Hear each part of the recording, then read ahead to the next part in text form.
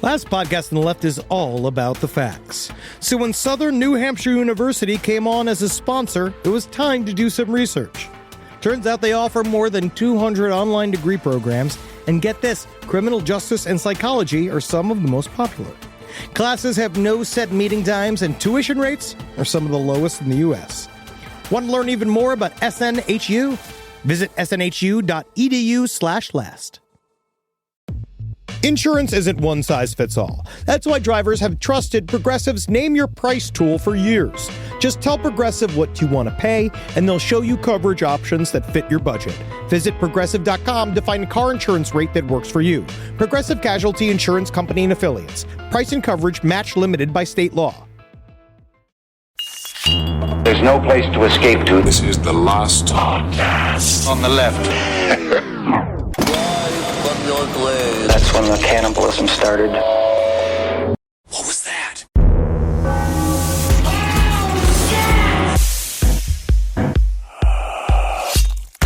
But the thing is that the Scream soundtrack the original Scream soundtrack had fucking Nick Cave on it. It was great. I remember those man. Soundtracks used to be different. Yeah, we did a whole No Dogs episode on it. You know what you really should do? For me, one day you should do something about the Crow soundtrack. That was in it. That was part of it. The Crow that was a part of the soundtrack whole was thing. it's still one of my favorite albums of all time. Me too. It's not an album. It's a compilation. But you know, fucking idiot. You fucking moron. I hope Scientology crushes you. I hope they crush you. I hope they tear apart your personal life. I hope they tear apart your business life. No, it's fine. They could. It's still just not going to make the Crow soundtrack an album. I'm interpolated. Do I have my pamphlet music? Do we have my pamphlet music? Because I'm already interpolated. Yeah, I understand, buddy. I crossed my mind. It blew my mind the other night. What? Right? I was thinking.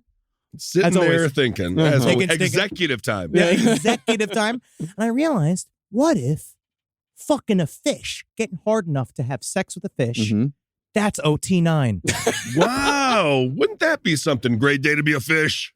I don't know. You have to get your whole abdomen torn open by a minuscule, fantastic actor. Well, there you go. Because it's very difficult. And then you're fucking at spine. You got your spine at the bottom of your, it's all a whole, it's a whole rigmarole. Yeah, when you put it like that. Yeah, the tiny little ribs, the fish ribs. Yeah. It's not going to feel good. They're not going to tickle. They're going to cut. It wouldn't feel good for anybody, I don't think. No, well, again, that's why you must be clear. Absolutely. You got to do it. You got to be in ethics if you want to have sex with a fish. Welcome to the last podcast on the left, everyone. Ben hanging out with Henry and Marcus. None of us have had sex with a fish. We're not good Scientologists. Yeah, unfortunately, just bad at it. All right, everyone, it's time for part 3 of our tale of David Miscavige. Ooh.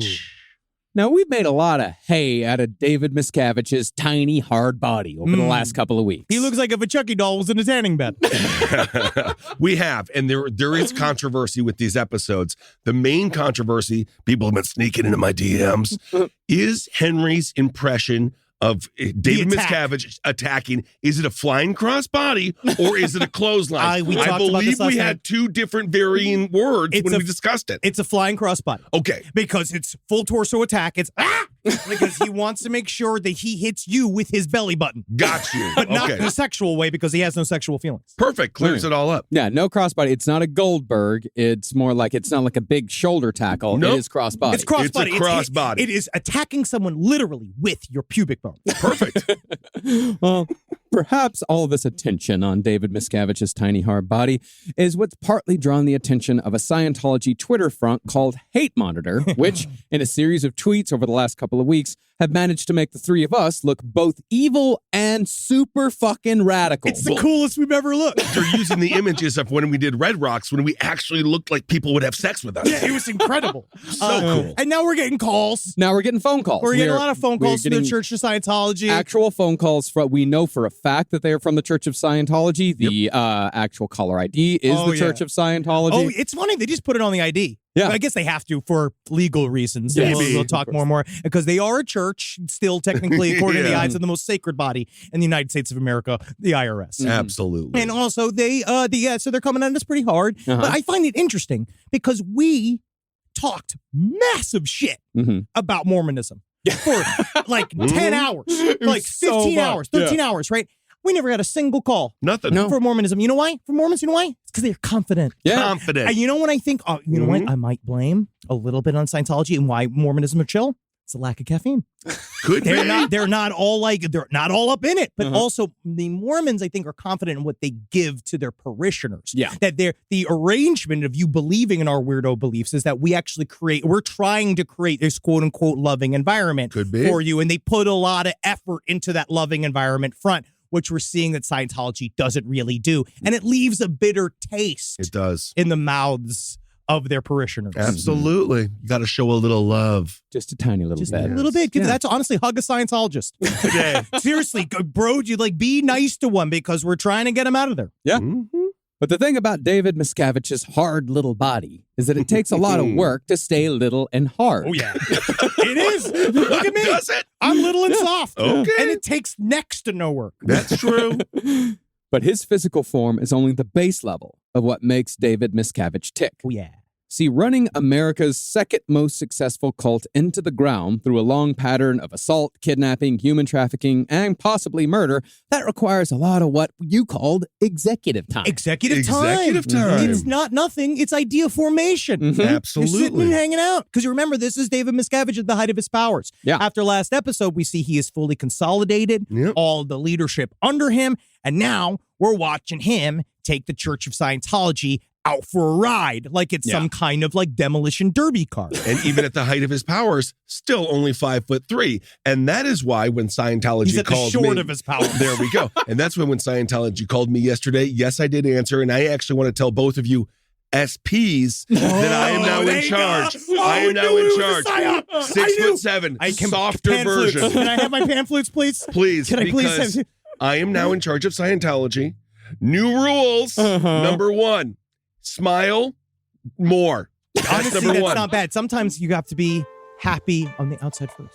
Higher carbs. Mm-hmm. And number three, that thank fish, we're going to deep fry it. Well, you want to just do you just want to do a fish fry, but honestly, I I'm think bringing the Catholic fish fry to Scientology. Okay. doing an international fish fry actually will do a lot more than the Church of Scientology. Wow, I can see your blood pressure going from 170 over 120 to 169 over See, 119. 169 is a funny number. Yeah, it is. But as we'll see, assault, kidnapping, and human trafficking are all not only essential to Miscavige's executive time, but somewhat the point, because David Miscavige's version of Scientology doesn't really work without assault, kidnapping, and human trafficking. Because he has to keep you afraid to make you stay in. Mm-hmm. Yeah, that's a problem. Because they don't have any benefits. Yeah. Right.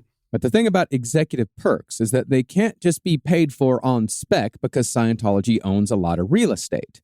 That requires liquid assets if you want to keep everything flowing, if you want to keep the bills paid, you want to keep the lights on. And if your cult doesn't have the membership that it once did, if it ever had much of a membership at all, then where do you get your cash? Also, if you search Pornhub for liquid assets, it ain't about finances, my You're friend. talking about squirt. Yeah. You're talking about squirt. Yeah. David Miscavige, he got it the old-fashioned way. Like, he's selling cookies. How one makes money. I know how people make money. The widgets. I would never trust a man with a six-pack to sell me cookies. But also Nope. remember, they are getting, when they do get their cash, they have to spend it. Yeah. Because as a church, they're not supposed to hold on to it. So we're just going to have to spend all this money. Yeah. Mhm. Well, the answer where they get that money from is gullible, emotionally vulnerable, incredibly rich celebrities. Who will think of them?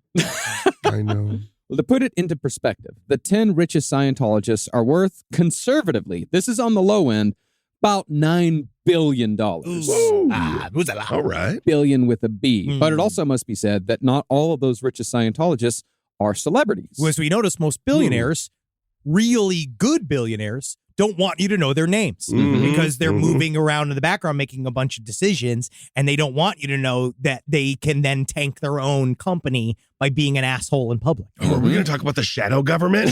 Yeah, we'll get there. Oh. But even though Scientology's richest members do indeed have a lot of money, not all of their money goes to Scientology, of course. Okay. So how does one shore up the rest of the cost? And how does one spend all that money but make sure that none of that money makes it to the people at the bottom? How does David Miscavige give the illusion of wealth and power while still keeping a stranglehold on all of the people still in? Well, the answer is simple, sir.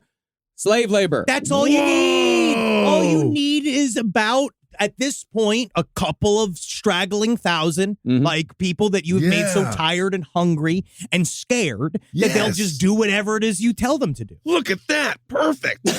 And so today's conclusion will be all about David Miscavige's decadence, the torture he has employed in the past to satisfy his own twisted urges, as well as keep people in the church. And we're also going to cover the celebrities that Miscavige's regime has kept close to the vest for all these years. This, of course, includes a certain celebrity who had David Miscavige serve as the best man at his last failed wedding. Whoa. Number 3 by this reporter's Who's count. dishing now? Wow. So, who could this celebrity, who's considered by some to be Scientology's top gun, possibly be? I don't know, Marcus. Who's it going to be? Yeah, please do tell. Well, what we do know about this top gun I know now. is that he's come in and out of Scientology a few times over the years. But when he returned for the final time in the early 2000s, his physique inspired David Miscavige to, quote-unquote, get ripped. David Miscavige. Oh, man. I get ripped. That's what I do. I don't even bring a piece of paper around me. He loves the term ripped. He likes to get He's ripped. ripped. He is. He's solid as a pebble. Absolutely. And that's why he runs such a risky business. Interesting. Pretty good. It's a good pun. Ooh, That's a what good is pun. that? You're I getting wonder into who it. we're talking about. Oh, we can't see him. Where are they? I don't know. Now, Miscavige has always been a muscular little boy, a pebble, as you said. I absolutely fucking love that term. Yeah. But when a certain top gun returned with Mission Impossible 2 muscles, Miscavige started talking about getting ripped almost constantly. Great. I love when guys talk about that constantly. Oh, yeah. It shows that they're very secure. And ripped. And here's where we're going to get into the decadence of David Miscavige. We're going to put a pause on the top gun. You're going to have to wait to see who that top gun is. So as we are piecing these series together, I also want to make sure that our audience knows that, like, we're pulling as much information from about 6 or 7 different sources. Many different There are constant different, like, Scientologist blogs on the internet, former Scientologist blogs. Also, and we're trying to compile the life of David Miscavige. It's actually very difficult to do. Yeah. Because he is a very private and intense man. And the people he keeps really close to him, he either betrays or are also so in on it that no one really wants to talk about his inner life. So what we're doing here is really kind of pulling together what it is that we know that he's done. Because, like, we talked about the consolidation of power, but the fact that now that he's completely fucking in charge and he has this, like, bunch of money and he's not working on tech, Right. what does he do with all that shit? Getting ripped. Well, I mean, the people that we're bringing it from, I mean, Mike Rinder, Mike Rinder, Rinder. like spender, not like grinder. Yep. Mike I know you Rinder. love your grinder. Oh, yes. And a hoagie. It's such a fun word to say. It is. Grinder. Yeah. Yeah, it's a fun thing to do, too. Yeah. Yeah. You doing it? I've been on the dating apps a little bit. Wow. Yeah, I was on Big and Tender. Yeah, that was good. Yeah, and then I realized I was just ordering food. I love Big and Tender. Yeah. I'm going to find me a dog one of these days. Well, Mike Rinder, he is the one who actually has given us the most information, or has given the world the most information about David Miscavige's life, or at least until Mike Rinder left Scientology in like the mid to late 2000s. 2007. Yeah. What we're basically trying to do is coordinate, like triangulate a bunch of different sources to get whatever we can. Yeah. I just recently been reading Mark Headley's Blown for Good, which is a great, I do love the title of it. It's very funny. But Mark Headley was a young dude who has another perspective. It's more just understanding that when you have so many people all saying the same exact, very similar stories about a man, that is probably the truth. Yeah. Mhm. Well, in order to get ripped, Miscavige escalated his already decadent lifestyle habits that had, by the early to mid-2000s, reached their peak, just as Scientology was also reaching the height of its power and visibility before it began to crumble. Are we talking Kim.com here, or are we talking Papa John's? Kim.com. What's Kim.com? Oh, guys, you know Kim.com? No, He was no. an internet mogul. He ended up getting arrested, and I believe he's currently incarcerated. Wow. Fantastic documentary on him. Really? Well, let's just move on. Are you talking about the power of the Papa? It's like, are we talking No, about do you Papa at remember the when height of Papa it? John's gave us a tour of his home? Oh, yes, sure. Yeah, Are we yes. talking like that? Far beyond that. Oh, yeah. Beyond Papa John. Oh, Far he's beyond. actually, I don't. Papa John's, I think, is a fucking billionaire now. Papa John is I think his super rich. reckoning was way more talking about the back end. Oh, yeah. Yeah. I don't know. I mean, it could be. But on the other hand, Papa John also does not have an army of near slaves. don't know what I have. That's true. You don't know what I have. Like, a day of reckoning's coming. I have 1,000 pieces of tears. They're coming to your studio. 1,000 pieces of tears going through your garbage.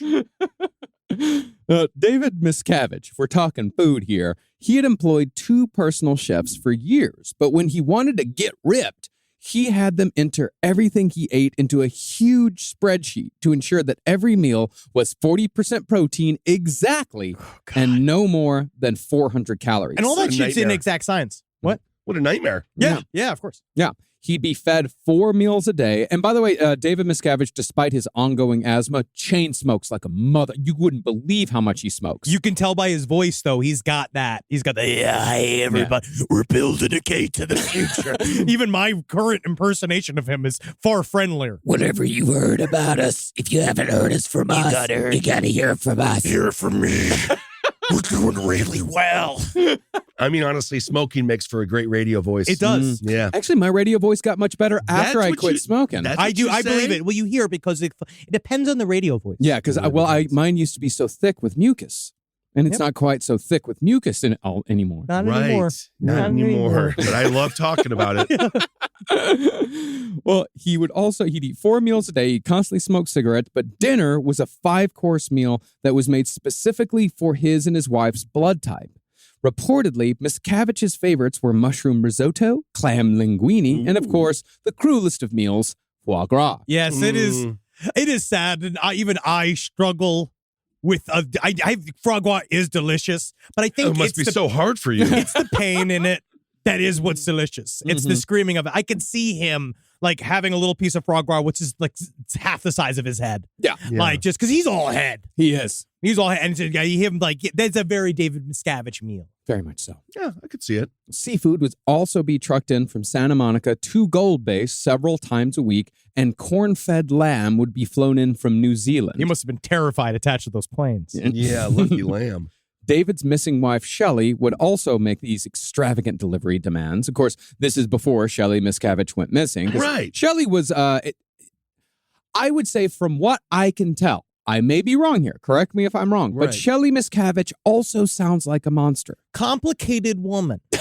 Well, truly, complicated woman. I know It's- she's missing. I what know do- it's all that, but it does seem like, from what I've read, that she joined in in the I mean, it torture would make sense. quite a bit. Someplace underneath makes a really good argument, which is interesting because it's a part of the actual legal argument that David Miscavige is going through right now. Of like, can someone, if you're raised in a religion, if you know nothing but this religion, like from a very, very early age, and it forms your entire personality, what is consent to activities that you have been kind of fully indoctrinated into believing that this is what you're supposed to do? You are, Shelley Miscavige knows, as the number 2 to the number 1 of Scientology and the history of quote unquote number 2s and what happens to them within Scientology, was probably acting in a way to, probably maybe it gets inside of you, but you're also trying to go along to get along. You're trying to not make bumps, and you're trying to be the bride of David Miscavige, Sure. who is just as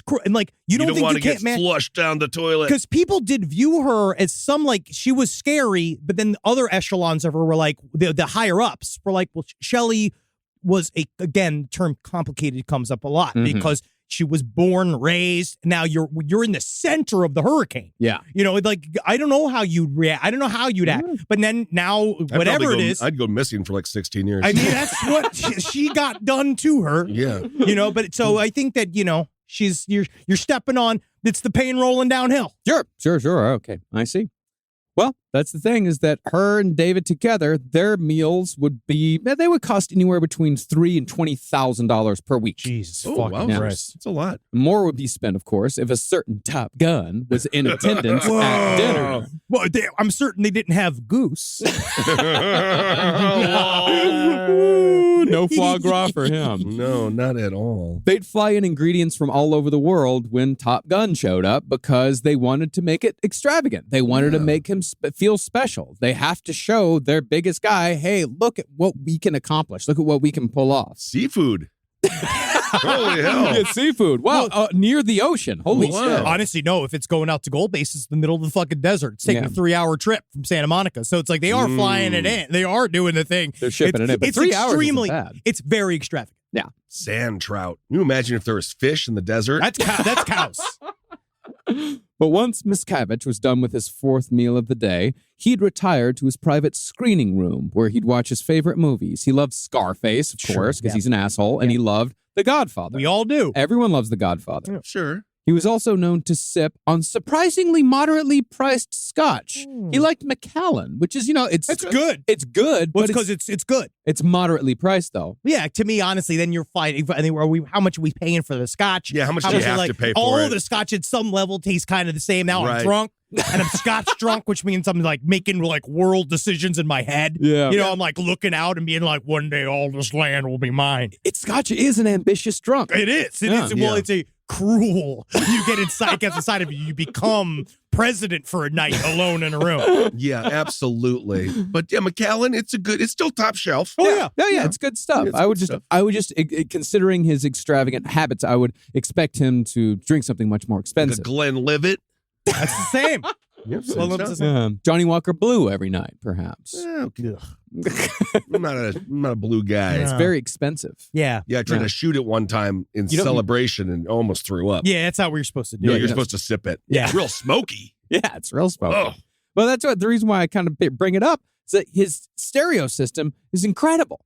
He'd sit there and listen on a $150,000 stereo system, just listening to Michael Jackson all day, all night. You're innocent, Michael. Every time he's just listening again, just loving it. Just Yeah. like Dan moonwalking alone in his sad, like empty giant mansion. Mhm. So he listened drunk on MacLeod to Man in the Mirror while watching Scarface unironically. Yeah. All this unironically. Wow. Yeah. It informs you. Sad. Now, as far as Miscavige's dapper look goes, his clothes were all tailored by the same guy who does Will Smith's and a certain Top Gun's wardrobe. Oh. And those clothes were kept for David's perusal in a room that was only for David's tiny suits. You can fit a lot more. You can fit a lot of suits in that room. This is one of More those things. suits. I'm Yeah. starting to get jealous because I love my own tiny suit room. Yeah. Because that's fun to do. You go and you're like, these are my suits. Like, just so excited. Be like, and there's one suit. There's my blue one. There's my gray one. There's my brown one. Like, I just try them on all the time. We cute. Isn't he always in the same color suit? It's Basically. like a dark blue suit. Yeah, That's all he wears. there's different shades. I saw like one was like I saw one that was more like a skyscraper cobalt, and I saw Okay. another one that was like a goose gander gray. Okay, I see okay. like there's a lot in there. It's like there's variations. Multiple suits. He also had 2 full-time stewards who did his laundry and cleaning constantly, to the point where even the light bulbs were polished once a month. You're This going is to want the- clean light bulbs. Mark Headley talks about a story. It's just all of this, like it's inanity to prove of it's like it's inanity for its own inanity, right? Like What's you this are inanity word? inanity. Inanity. Well, it's the idea of like kind of it's busy work that a Yeah. bunch of people are just doing all the time because Right. It's pointless shit that kind of drives you a little crazy. the whole Right. point is and it's demeaning. It's deeply like Mark Headley talks about how like when he first met David Miscavige, it happened on accident. He was a kid. David Miscavige made a surprise visit to their org, like him and his 2 dudes, and he accidentally ran into him outside. He saw David Miscavige. He was like, and the first thing he said, he was like this minuscule yelling man with 2 men flanking him. And he Right. was talking to somebody, be like, I'll see you at Gold Base. Like he did something weird shit. And then he said hello to David Miscavige, who like regarded him. He walked up to his new auditing coach that was like, oh, like he said, and he's just like, yeah, actually, I think the COB's here, like however they called him at the time. COB, chairman of the board. Yeah, they call him COB. Oh, okay. And I think Carrot Top. they pulled him into yes, BORED. That's from Norm Macdonald. R.I.P. And so they pulled him into another room, and they're like, how'd you meet Mr. When did you see Mr. Miscavige? And he's like, oh, I just bumped into him outside. You're like, you need to fucking tell us when you run into him. We need to go into full panic mode now. They clean the entire org, waiting for him outside. He comes in. They're all scurrying around. He comes in. He does the white glove. He has a white glove on. Oh, my God. And he's checking shit. And he's just like, this place is filthy because they found dust behind a trash can and they made him redo the whole thing. They had to stay there all night. Was he a part of the fucking restaurant? And this is young. This is when he's young. But the idea is it's that weird thing of like, it's about absolute control. Yeah. He really should have just been an inspector for restaurants. Yeah. That would have been a perfect job for him. Unfortunately, he doesn't take bribes, so it'd be very difficult for him in that business. Yeah, it's going to be a lot of C's around New York City. But when it came time to leave, yeah, couple of D's too, couple of double D's. I haven't jerked off in a month. You should. I know. You really need to. I can smell cum, but not like stained cum. I smell fresh cum, just like coming out of you. Yeah, it's really weird. Yeah, it's like when someone's carrying around like a bucket of fresh milk. I can smell it's unpasteurized. It's wafting. I smell your children. Every time you think about it, then Jerry jumps on the bed and I'm like, I'm not gonna. Yeah, I've been dealing with that recently. Natalie's been out of town. We're in a deep sidebar here, but it was like I was in the middle of like thinking like when he was like trying to like cuddle that, I was like, just leave me there. You're a I had to go upstairs. The whole thing. Yeah. Brings you out of it. Yeah, it really does. Yep. Yeah. Well, when it came... Sorry, Georgie. Georgie's in the room. I'm sorry. She's fine. That's why I'm not mentioning it, because my little girl's right here. Yeah, she's just like, things I've seen. The things I've seen him do. Oh, she's got her sweet ears on right now. Rise from your grave. Stamps.com has postage rates you literally can't find anywhere else, like up to 84% off USPS and UPS. It used to cost 5 barrels of wine to send one single mayor from one county to another. Can you even believe this? For 25 years, Stamps.com has been indispensable for over 1 million businesses. And if you sell products online, I know I do, because my words are products. Stamps.com seamlessly connects with every major marketplace and shopping cart. Use Stamps.com to print postage wherever you do business. All you need is a computer and a printer, and they even send you a free scale. But they don't send you a mailman, because now you're the mailman. And guess what? I can be as drunk as I want when I deliver the mail. Set your business up for success when you started with Stamps.com today. Sign up with promo code LEFT for a special offer that includes a 4-week trial, plus free postage and a free digital scale. No long-term commitments or contracts. Just go to Stamps.com, click the microphone at the top of the page, and enter code LEFT. This podcast is brought to you by Squarespace. Squarespace is an all-in-one website platform that helps you stand out online. Yes, that's right. You don't have to smash your face with a hammer. You can just start a business. It's got everything you need on Squarespace, from securing your domain to building a professional site and showcasing your work all in one place. Let's say you want to show everybody how you can carve your ribs out of your lower abdomen so that you look more like a Ken doll. That's amazing. You can bring your vision to life with AI-powered design or curated templates, plus flexible editing tools that helps you create something that truly reflects your style, especially if you are somebody that is trying to corrupt the young men of America. That's what Squarespace is really going to help you. Squarespace makes it easy. It makes it easy for you to put all that together, and you just go to Squarespace and do it all. Thanks, Braden. Head to squarespace.com/left for a free trial. And when you're ready to launch, use offer code LEFT to save 10% off your first purchase of a website or domain. Summer means freedom. And for adults, summer means work next to freedom. But thanks to Mint Mobile's summer sale, it can almost feel like the work is playtime for the adults. Right now, all of Mint's plans are $15 per month, even unlimited. Free yourself from big wireless and switch to Mint Mobile for high-speed data and coverage on the T-Mobile 5G network. It's so well connected, I could call from anywhere. Deep from well within my bunker, where my AI-fueled robots slowly but surely toil for me, but I know for a fact I'm saving money on my phone plan. Or up above, where I'm training all of my giant Amazon female warriors who will fight in bulletproof mesh. Also, honestly, Mint Mobile's really cheap and it's really reliable, so you should use it. To get your new wireless plan for just $15 a month, go to mintmobile.com/LPOTL. That's mintmobile.com/LPOTL.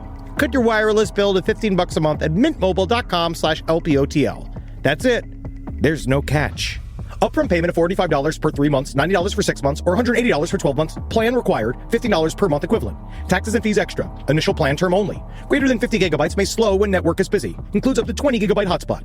Capable device required. Availability, speed, and coverage varies. See mintmobile.com. Well, when it came time to leave Gold Base, David would hop on his private jet, which cost $30,000 per trip. Whoa.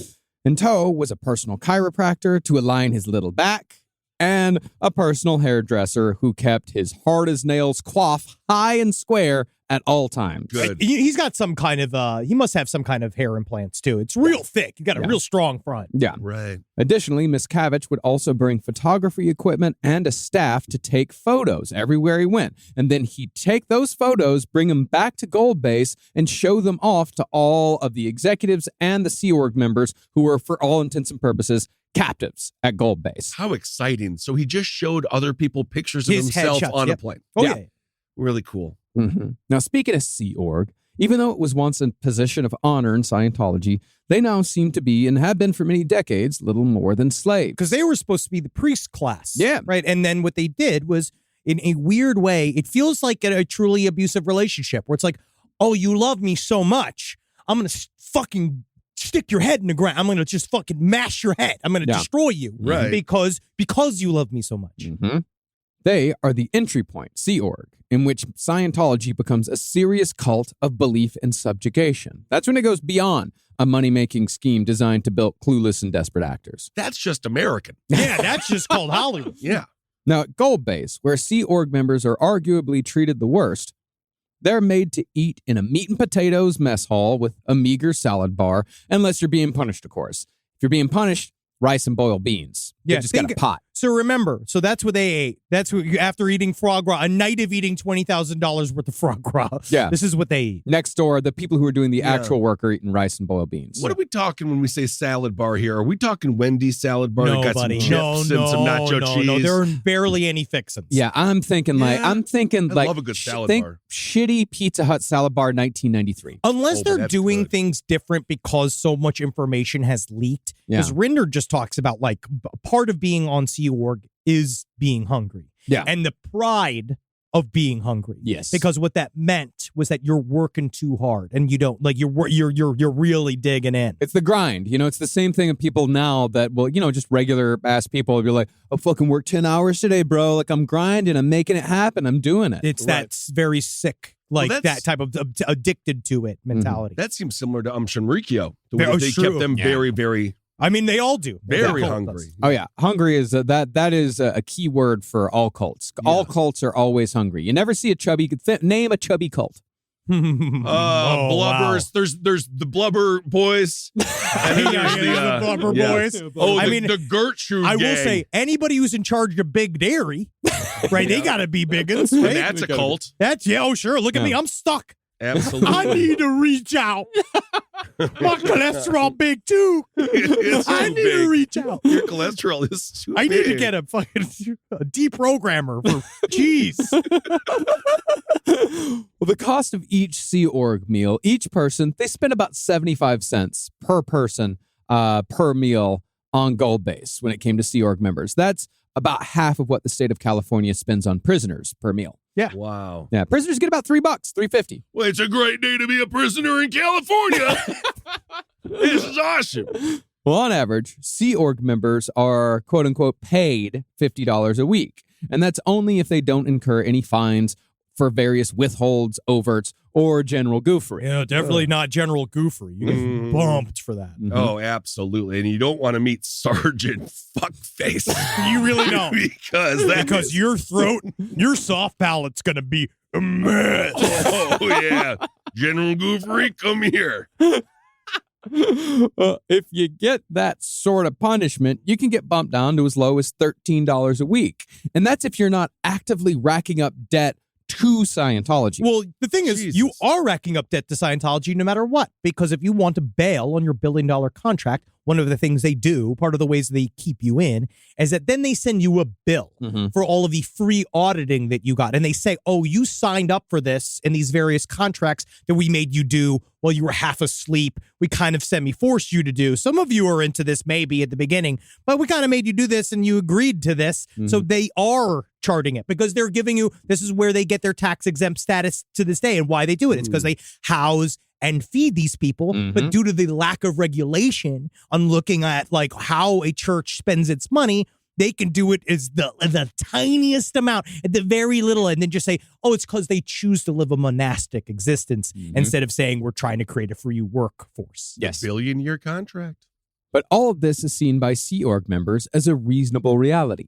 They have no access to computers, their personal calls are monitored, all of their letters are inspected, their bank records are monitored, and any semblance of pop culture is absent from their lives. See, that is what's aggravating. They're a science cult. I know it's not real science, but you would think tech would be everywhere. Well, it should be. It's called Sea Org. In the ideal orgs, that's what he does. That's a part of his money-making scam, is that he makes these, he blows out these old historical buildings with the highest of ends of tech and fixtures, beautiful marble floors, like everything at the top of the line.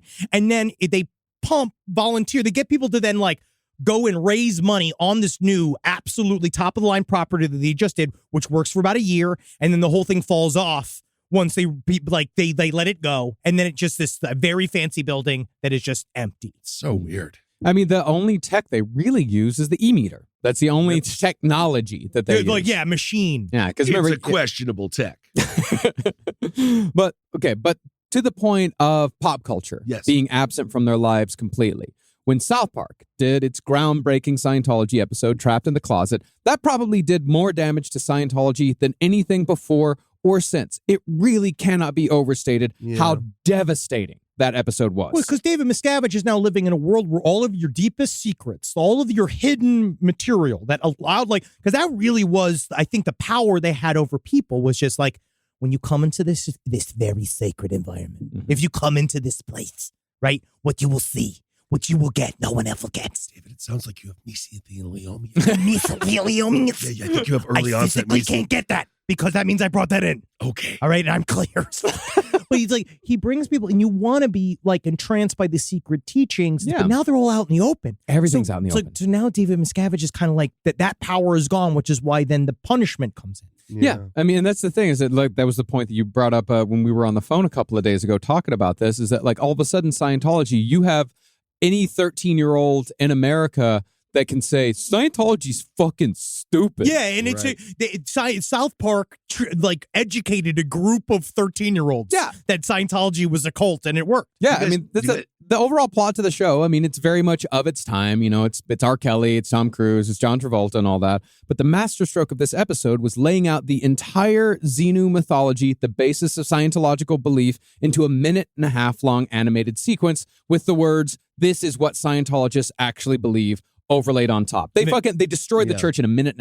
And cut to Mike Rinder doing his PR thing after when the Xeno thing first dropped and him being like, that's patently ridiculous. Like the way he attacks it in that way, it also shows they stick into a point of view and they just hold that fringe point of view as hard as possible to keep him inside. Do you guys talk on the phone when you're in bed? You're just like, oh, Henry. I'm curling the phone cord. I don't know if hang up. No, I don't even think Ghostface would even want to kill me. I don't think Ghostface would kill me. What is your favorite scary movie if he I'm asked never you? gonna scream again because I screamed at you today. I love Demi Lovato. But even though David Miscavige was incredibly incensed about the South Park takedown, especially when the episode ended with Stan saying, "I'm not scared of you, sue me," the people in Sea Org would not have understood it even if they had seen it. Depending on if they were born into Scientology, they would have no concept what South Park was. They wouldn't know why any of it was funny. They wouldn't know why people even watched You're it. just talking about like you're my parents. Yeah, that's true. At the time. What is this shit?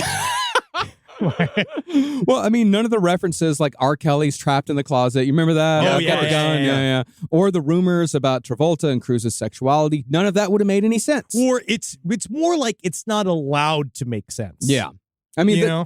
all they would do if they watched it, they would find it confusing and terrifying. Right. They would see it as an obvious offensive against Scientology from the outside world. Hell, they might even look at It is. Yeah, it it's absolutely deeply is. suppressive. Yeah, I mean, they might even looked at Xenu laughing and been scared by that because Xenu yes. is a terrifying character. Oh, that's what Xenu looks like. You're like, oh shit. But then also like there probably is a little bit of that sacred thing of like, I've been told that this is sacred Yeah. information, that this is deeply, deeply secret, that people would go insane if they heard this information. And they do go insane. Mm-hmm. Getting mad at Scientology. They go like, what are you what? But Yeah. it's like, that's what holds you in but keeps other people out. Mm-hmm. Now, to the point of David Miscavige's anger, one of the key differences between L. Ron Hubbard's Scientology and David Miscavige's Scientology is that under LRH, Scientology was all about the tech when it came to the ego stroke. LRH got off on people loving and praising his ideas and methods, and he was so in love with psychological manipulation that he set off multiple time bombs within Scientology, like the 21-year return, that were designed to fuck with people decades after his death. He really fucked everybody over by creating no designated line, right? He knew it. He knew it. He knew it because knew it. Well, technically, a lot of people fight about like what he wanted because like there's the story that he wanted it to be run by a council, that he felt that no one person could ever bear the actual responsibility. Of guiding Scientology into the future, but unlike LRH, because shoulders so narrow, you'd think they were broad. You know what I mean? Like he just was. He's perfect. If Miscavige is a pebble, Hubbard, that's a mango. He's a mango. Wow, he is a mango. That's great. I'm a mango. I consider myself an avocado. You probably want to eat more mangoes with your blood pressure. Probably be good for you. Where are my pamphlets? Honestly, because last time I gotta get these cooked up. That's great. You feeling good now? I feel much better. I'm honestly feel better. deeply agitated. Yep. Mm-hmm. You wanted a council, huh? A council. He wanted a big council. Yes. Well, no way 9 people could be wrong. Yeah, no way. I feel blessed. Thank you, Fernando. Fantastic. And you're an avocado. Oh, you're a mango. Oh, thank God. Hey. That's the thing. Hubbard loved the manipulation. He loved the tech. He loved people telling him how smart he was for coming up with all of this shit. Miscavige, however, he's more of a sociopathic corporate CEO. He's very, very shallow. He thrives on fear, submission, and the blind accumulation of wealth. To that end, he completely restructured Scientology to specifically feed those needs. He is literally the only, him and TC, well, our blind item. A certain Top Gun. A certain Top Gun are the only people currently really benefiting from Scientology. I mean, who knows with the parishioners? Like, who knows, like the people that are truly just on the outside that are just casually giving money to Scientology? I don't know what their lives are like because we talk about how, like, the up to class 5, like some of the stuff is just kind of relaxation techniques and straight up acting exercises. Most of the stuff is kind of like innocuous. You can kind of see how it might help you with communication or like with whatever, like that kind of garbage. It's not until you join the Sea Org that the crimes really start. This is one of those stories where we talked about, I think last time, about how the crimes of the cult really fall on its most beloved members versus the other ones where it's the fringe gets fucked and the center is what benefits. This one, it's only one person benefits, and it's David Miscavige. It's like how we are with our friend groups. The closer friends we are, the worse it gets. Yeah. Well, in this, though, I can see how some Scientology defectors can still believe in Scientology while also speaking out against the church itself. Yeah. Sure. Basically, they're like Catholics who left the church because of the molesting, but still pray to God when they're in a jam. Sure. And they still use guilt to simultaneously keep themselves from doing horrible things and to keep themselves from enjoying life to the fullest. Because that's the key. You want to hover between those 2 points. That's called Christianity. And, I mean, you can take some of the positive tenets of anything and apply it to a secular life. Of course. That's the idea. Yeah. It's like, and then community. The concept of community. Of course. Yeah. But in Scientology, of course, that's how you become a squirrel. That's what a squirrel is. That's somebody who's stealing tech. Yes, someone who has taken the ideas of Scientology and is practicing them outside of the church. And that, of course, can bring the ire of the squirrel busters. Oh, yeah. Yes, I've been trying to indeed. audit my blood pressure down, but all I end up doing is masturbating. Yeah, that'll raise it. But when it comes to Scientology being mainly about David Miscavige for the last few decades, his birthday is probably the best example. Because I think that's a new holiday now. Because they have like 5 big holidays. One's LRH birthday, and they have like another. I forget the other one's like the beginning of OT8, and I guess it's one of his. Is that one of the big holidays? Oh, it's definitely a big holiday. And they're big Arbor Day people. Love Arbor. Big Arbor Day people. Yeah. Every year, Scientologists celebrate David Miscavige's birth by giving cash contributions that go towards birthday presents for little Davy. Wow. Great. Over the years, he's received such expensive gifts as tailored suits, designer leather jackets, nice cameras, diving equipment, Italian shoes, and a handmade titanium bicycle. Cool. I would love to see this rich fucking bitch just open up the present. I would have a suit. Put it in my suit, bro. Nice. Oh, tan suit? You trying to get me sued? Get out of here. But those are only the appetizers for the big gifts presented by the various orgs. One year, the Flag Service org in Clearwater all pitched in and bought David a $70,000 motorcycle. Money well spent. Nice. And another division set him up with a BMW. Cool. But Miscavige also ends up with more presents because in a classic corporate move, and this is actually very important to David Miscavige holding on to power for as long as he has, he created so many different orgs within orgs that nobody is able to hold enough power to challenge him for the top spot. It's a great way to do it. It is so complicated, and you can see why you get obsessed researching Scientology. I'm up to my fucking receding hairline in it. Right? God save Tony Ortega. I mean, he really just like the idea of keeping it up to date, but it is very difficult to really parse down what is the day-to-day of current Scientology and what's going on in there because of this like spider web construction that David Miscavige has set up. Mm-hmm. Absolutely. If you see the power chart flow, have you ever seen that power flow? No. Of like how it's just, again, the word inanity keeps coming up. It's just red tape. It's made just to make sure you know you'll never get your word all the way up to David Miscavige. Yeah. But perhaps Miscavige's greatest crime when it comes to sullying the legacy of LRH was when he replaced Hubbard's adorable corgis with the lowly beagle. Oh, fuck. Now we're going to get blown up. We're going to get blown up even harder. I love beagles. They keep your house free of rodents. Do you understand that the Beagle Brigade's going to fucking be right behind the goddamn Scientologists in front of our homes? Yeah, the Beagle Brigade is fine. Well, we'll just have to fucking come back with the Corgi Clan. Oh, yeah, that's a good idea, Marcus. Oh, yeah, Corgi Clan. Corgi Clan with a C, my friend. With a C. Thank you for clarifying. Like the Foot Clan, but for corgis, the Corgi Clan. That's just as bad as what we were thinking earlier. We here at the Crazy Corgi Clan, we absolutely love a short-legged animal, and anything with anything beyond a 5-inch leg needs to be genocided. Corgi butts drive me nuts. I don't like the Corgi community. I think that they sexualize their dogs. Oh my God, guys. I feel like I'm a beagle boy. We're going to like jump past being sued by the Church of Scientology and just get sued by dogs. We're just going to get sued by the Beagle world, Beagle magazines. Beagles are fine. They're just, if I'm on a boat, what do I want to see? Do I want to see corgis or do I want to see beagles? I want to see a woman with big breasts in a bikini. Fantastic. I want to look and see a margarita in my hand. And I want to have a fresh brat in the other. I mean, yes, are corgis a less practical animal to have on a boat because they're so low and you can trip over them and go overboard much easier? I don't think dogs should be on boats. I don't think dogs like boats. No, I think they're terrified on a boat. I know some people are like, my dog loves the boat. It's because you raised them on the boat. Now it loves you. It's a boat dog. I just want a margarita and a fucking brat.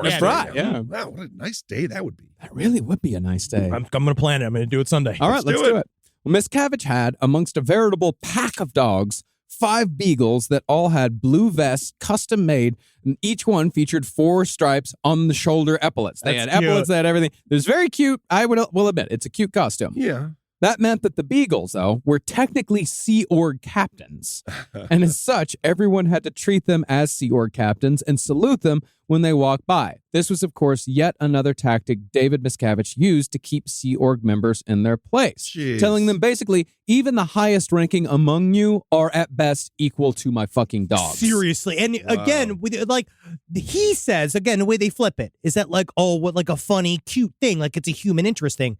But every single thing that David Miscavige does is deadly serious. Yeah. There's Right. not a sense of irony about the man. Like, and if you look at footage that people have of him now, like those fake Scientology videos where you see him like smiling and like looking like he hangs out with people inside of the org and shit, being like, absolutely not. That man's very, very dangerous. You tell me you don't like a fucking beagle, bro? No, I like a beagle. I'm just Look at a saying. beagle. I have no, don't have a hair in this fight. I mean, I like a beagle. I'm just saying, I got a corgi, or I got a little corgi mix, and I like corgis better. Beagles can run up to 20 miles fucking per hour. Yeah, you fucking put that beagle up against my Georgie.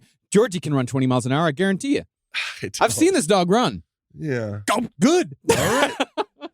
Well, in addition, Miscavige also had a Dalmatian pit bull mix called Buster, who was known to attack staff members and once sent an elderly woman to the hospital. Oh. Now, while Sea Org members were putting up with being compared to dogs and being attacked by dogs, they were also being beaten on the regular by Scientology executives, and the beatings were beginning to get progressively worse starting in the late 90s.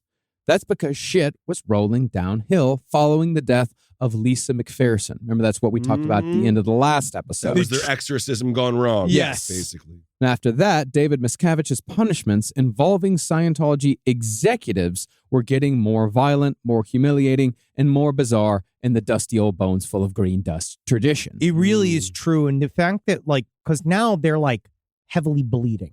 After the Lisa McPherson thing, that was like really the first time that something from the outside world really came in and touched David Miscavige. Right. And he did not like that, which is why they still so angrily and hungrily go after anybody. Well, and they still are doing it. We're experiencing too. People experience this all the time because of the Lisa McPherson thing and where it's going to now. Like this is the whole like third age of Scientology. And this is, and it's important to say that like these punishments, the worst punishments in Scientology, go towards executives. These are people at the very, very top, the people that are in David Miscavige's immediate orbit. Again, Shelley Miscavige, all these people, anybody who got close to him was this close. The more you got promoted, the more in danger you were within the organization. Well, and perhaps the most bizarre and frankly hilarious example, David Miscavige had a set of expensive, lifelike ventriloquist dolls commissioned that looked exactly like his 3 favorite executive whipping boys. He would bring them into these meetings, and then he'd be like, okay, everybody, let's just see what Mike has to say. And he'd pull up the ventriloquist dummy and act it out in front of all of them. He'd ask it questions, and then he'd answer the questions in like voices that impersonated the doll's doppelganger. Oh, that's hilarious. Yes. But they were also the impersonations were also fucking weird. I know, because it was David exactly. Miscavige. It was like that's a part of it I connected is that he's very like, he's brutal in this too, where they're not clever. No. It's kind of Trumpy in that way, where it's just enough of like a gut shot because it's immature too. Yeah. And then you're supposed to be a big bad boss of Scientology too, and he's just ripping you to shreds in the room. Yeah. But for one executive named Haber, or maybe it's Abear. It's Heber Jensch. It's the guy that was the original spokesperson for Scientology because he looked like a cute old man. But then David Miscavige decided that he looked too old. And then that's when Rinder got put up. His name is Heber Bench. Heber Jensch. Heber Jench. I hope he finds them boys out there. I hope he finds them boys. I'm thinking of the boys. Oh, I'm thinking of the boys. What are you saying? They got a Confederate flag on their car. No, he's German. He's Heber Jensch. Yeah, I hope he finds them boys from the Dukes of Hazzard. That's what I was thinking of. Hey, man, whatever gets it out. Whatever, man. Well, for this guy, David Miscavige would get a little meta. He'd do a howdy doody voice that always answered with childish statements. I'm a dummy. I'm a big stupid dummy. Like literally. Yeah, because in Miscavige's view, Abear had the intelligence of a marionette. You're as smart as this dummy. You're a dummy. You look at the dummy. It's like, why are you friends with me then? If he hates all of his friends. He has no friends. Yeah. Only one specific incredible cocktail artist. Oh, interesting. Well, for another executive named Guillaume Lesèvre, Miscavige would do an over-the-top French accent, and almost every sentence that he spoke would mention how much Lesèvre loved cheese. I'm a cheese-loving motherfucker. I am a stupid cocksucker. Man, Because he loved his favorite word was cocksucker. Right. But when it came time to impersonate Mike Render, Miscavige would speak like a real slow-talking Morris, because Oh my God. He did him Miscavige... Holden McNeely. He would literally go like, Hi, I'm Mike, and I'm always slow to react because Oh my God. I'm out ethics and I pull it in, don't I? And the whole hate time, him. like, imagine there's like the clattering of the ventriloquist dummy mouth. Like, Right. Wow.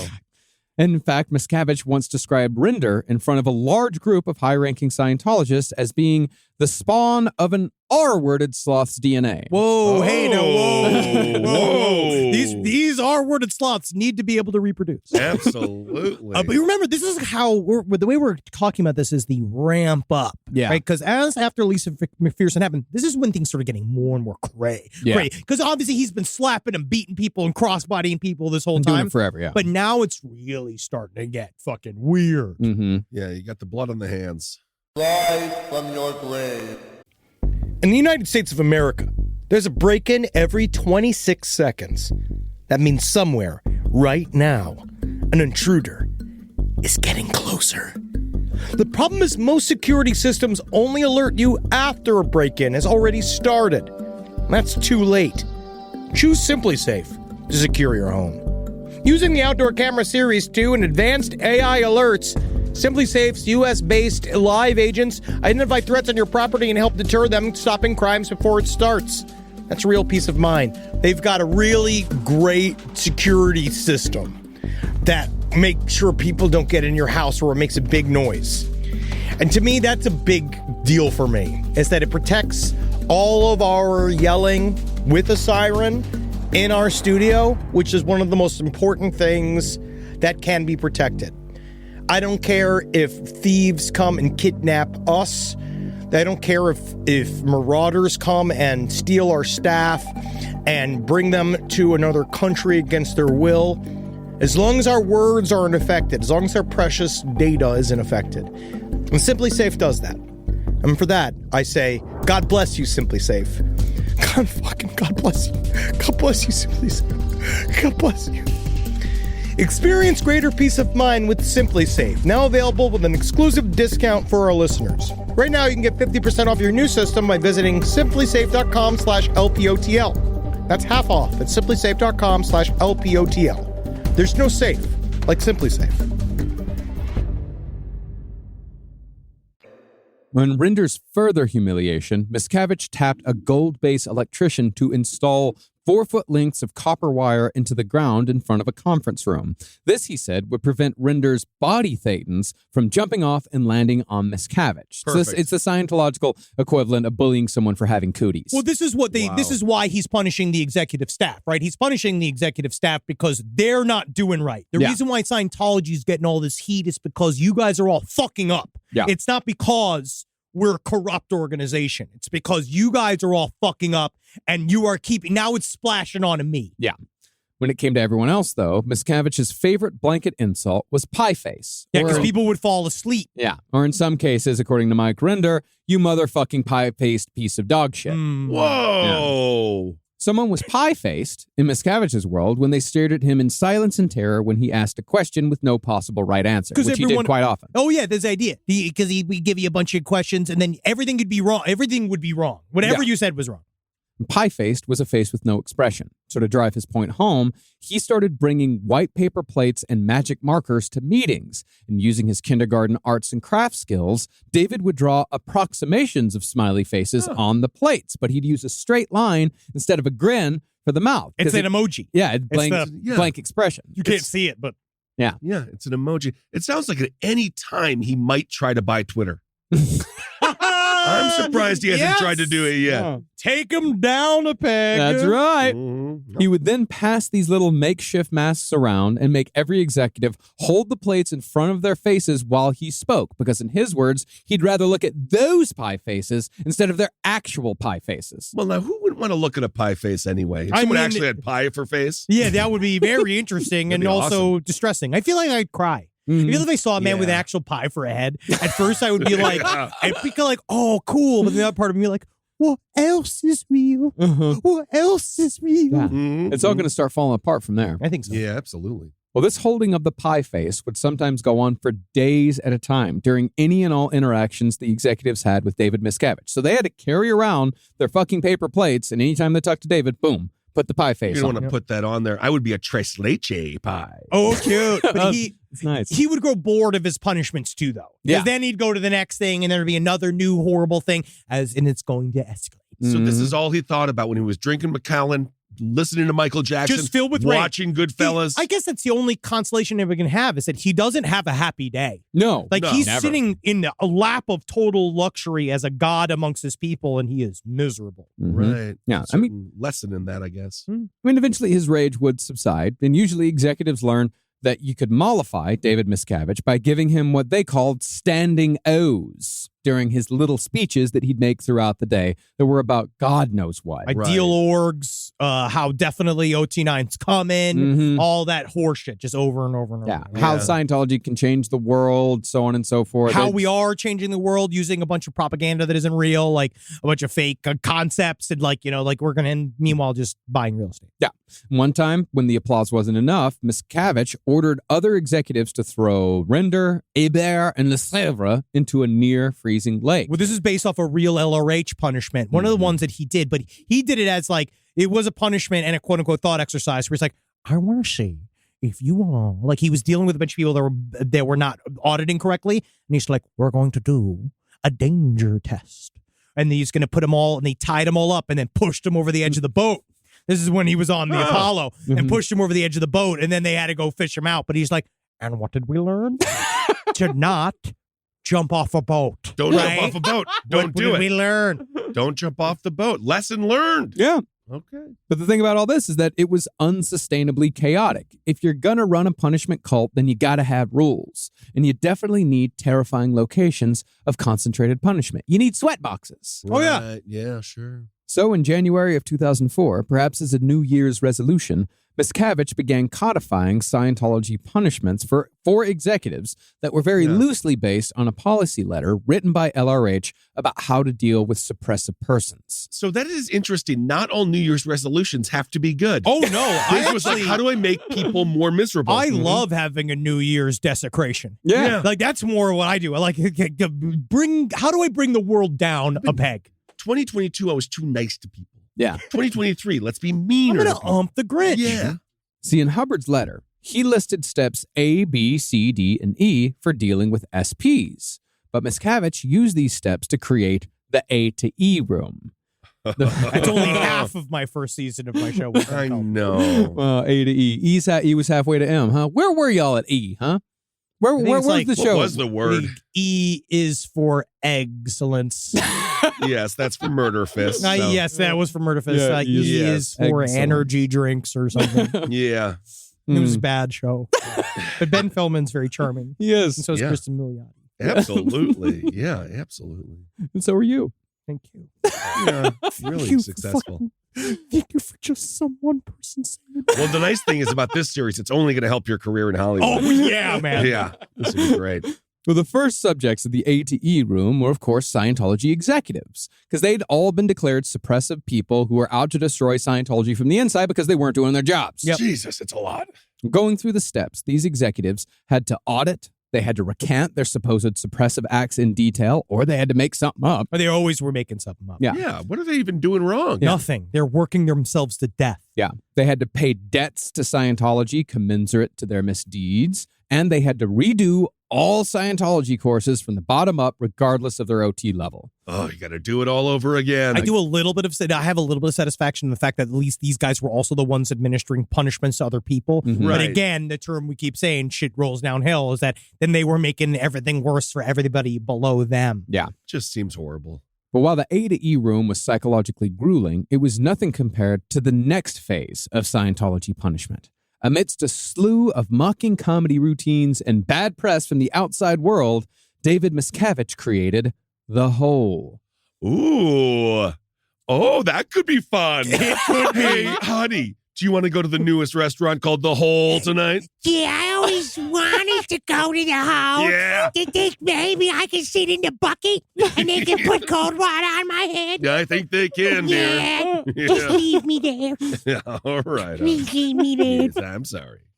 Now, bad Scientology press doesn't really matter to insiders when it comes to fucking with their belief, because those already ensconced in Scientology, they're conditioned to think that everyone outside of their bubble are so-called chaos merchants spreading lies. Yes, dude, yes.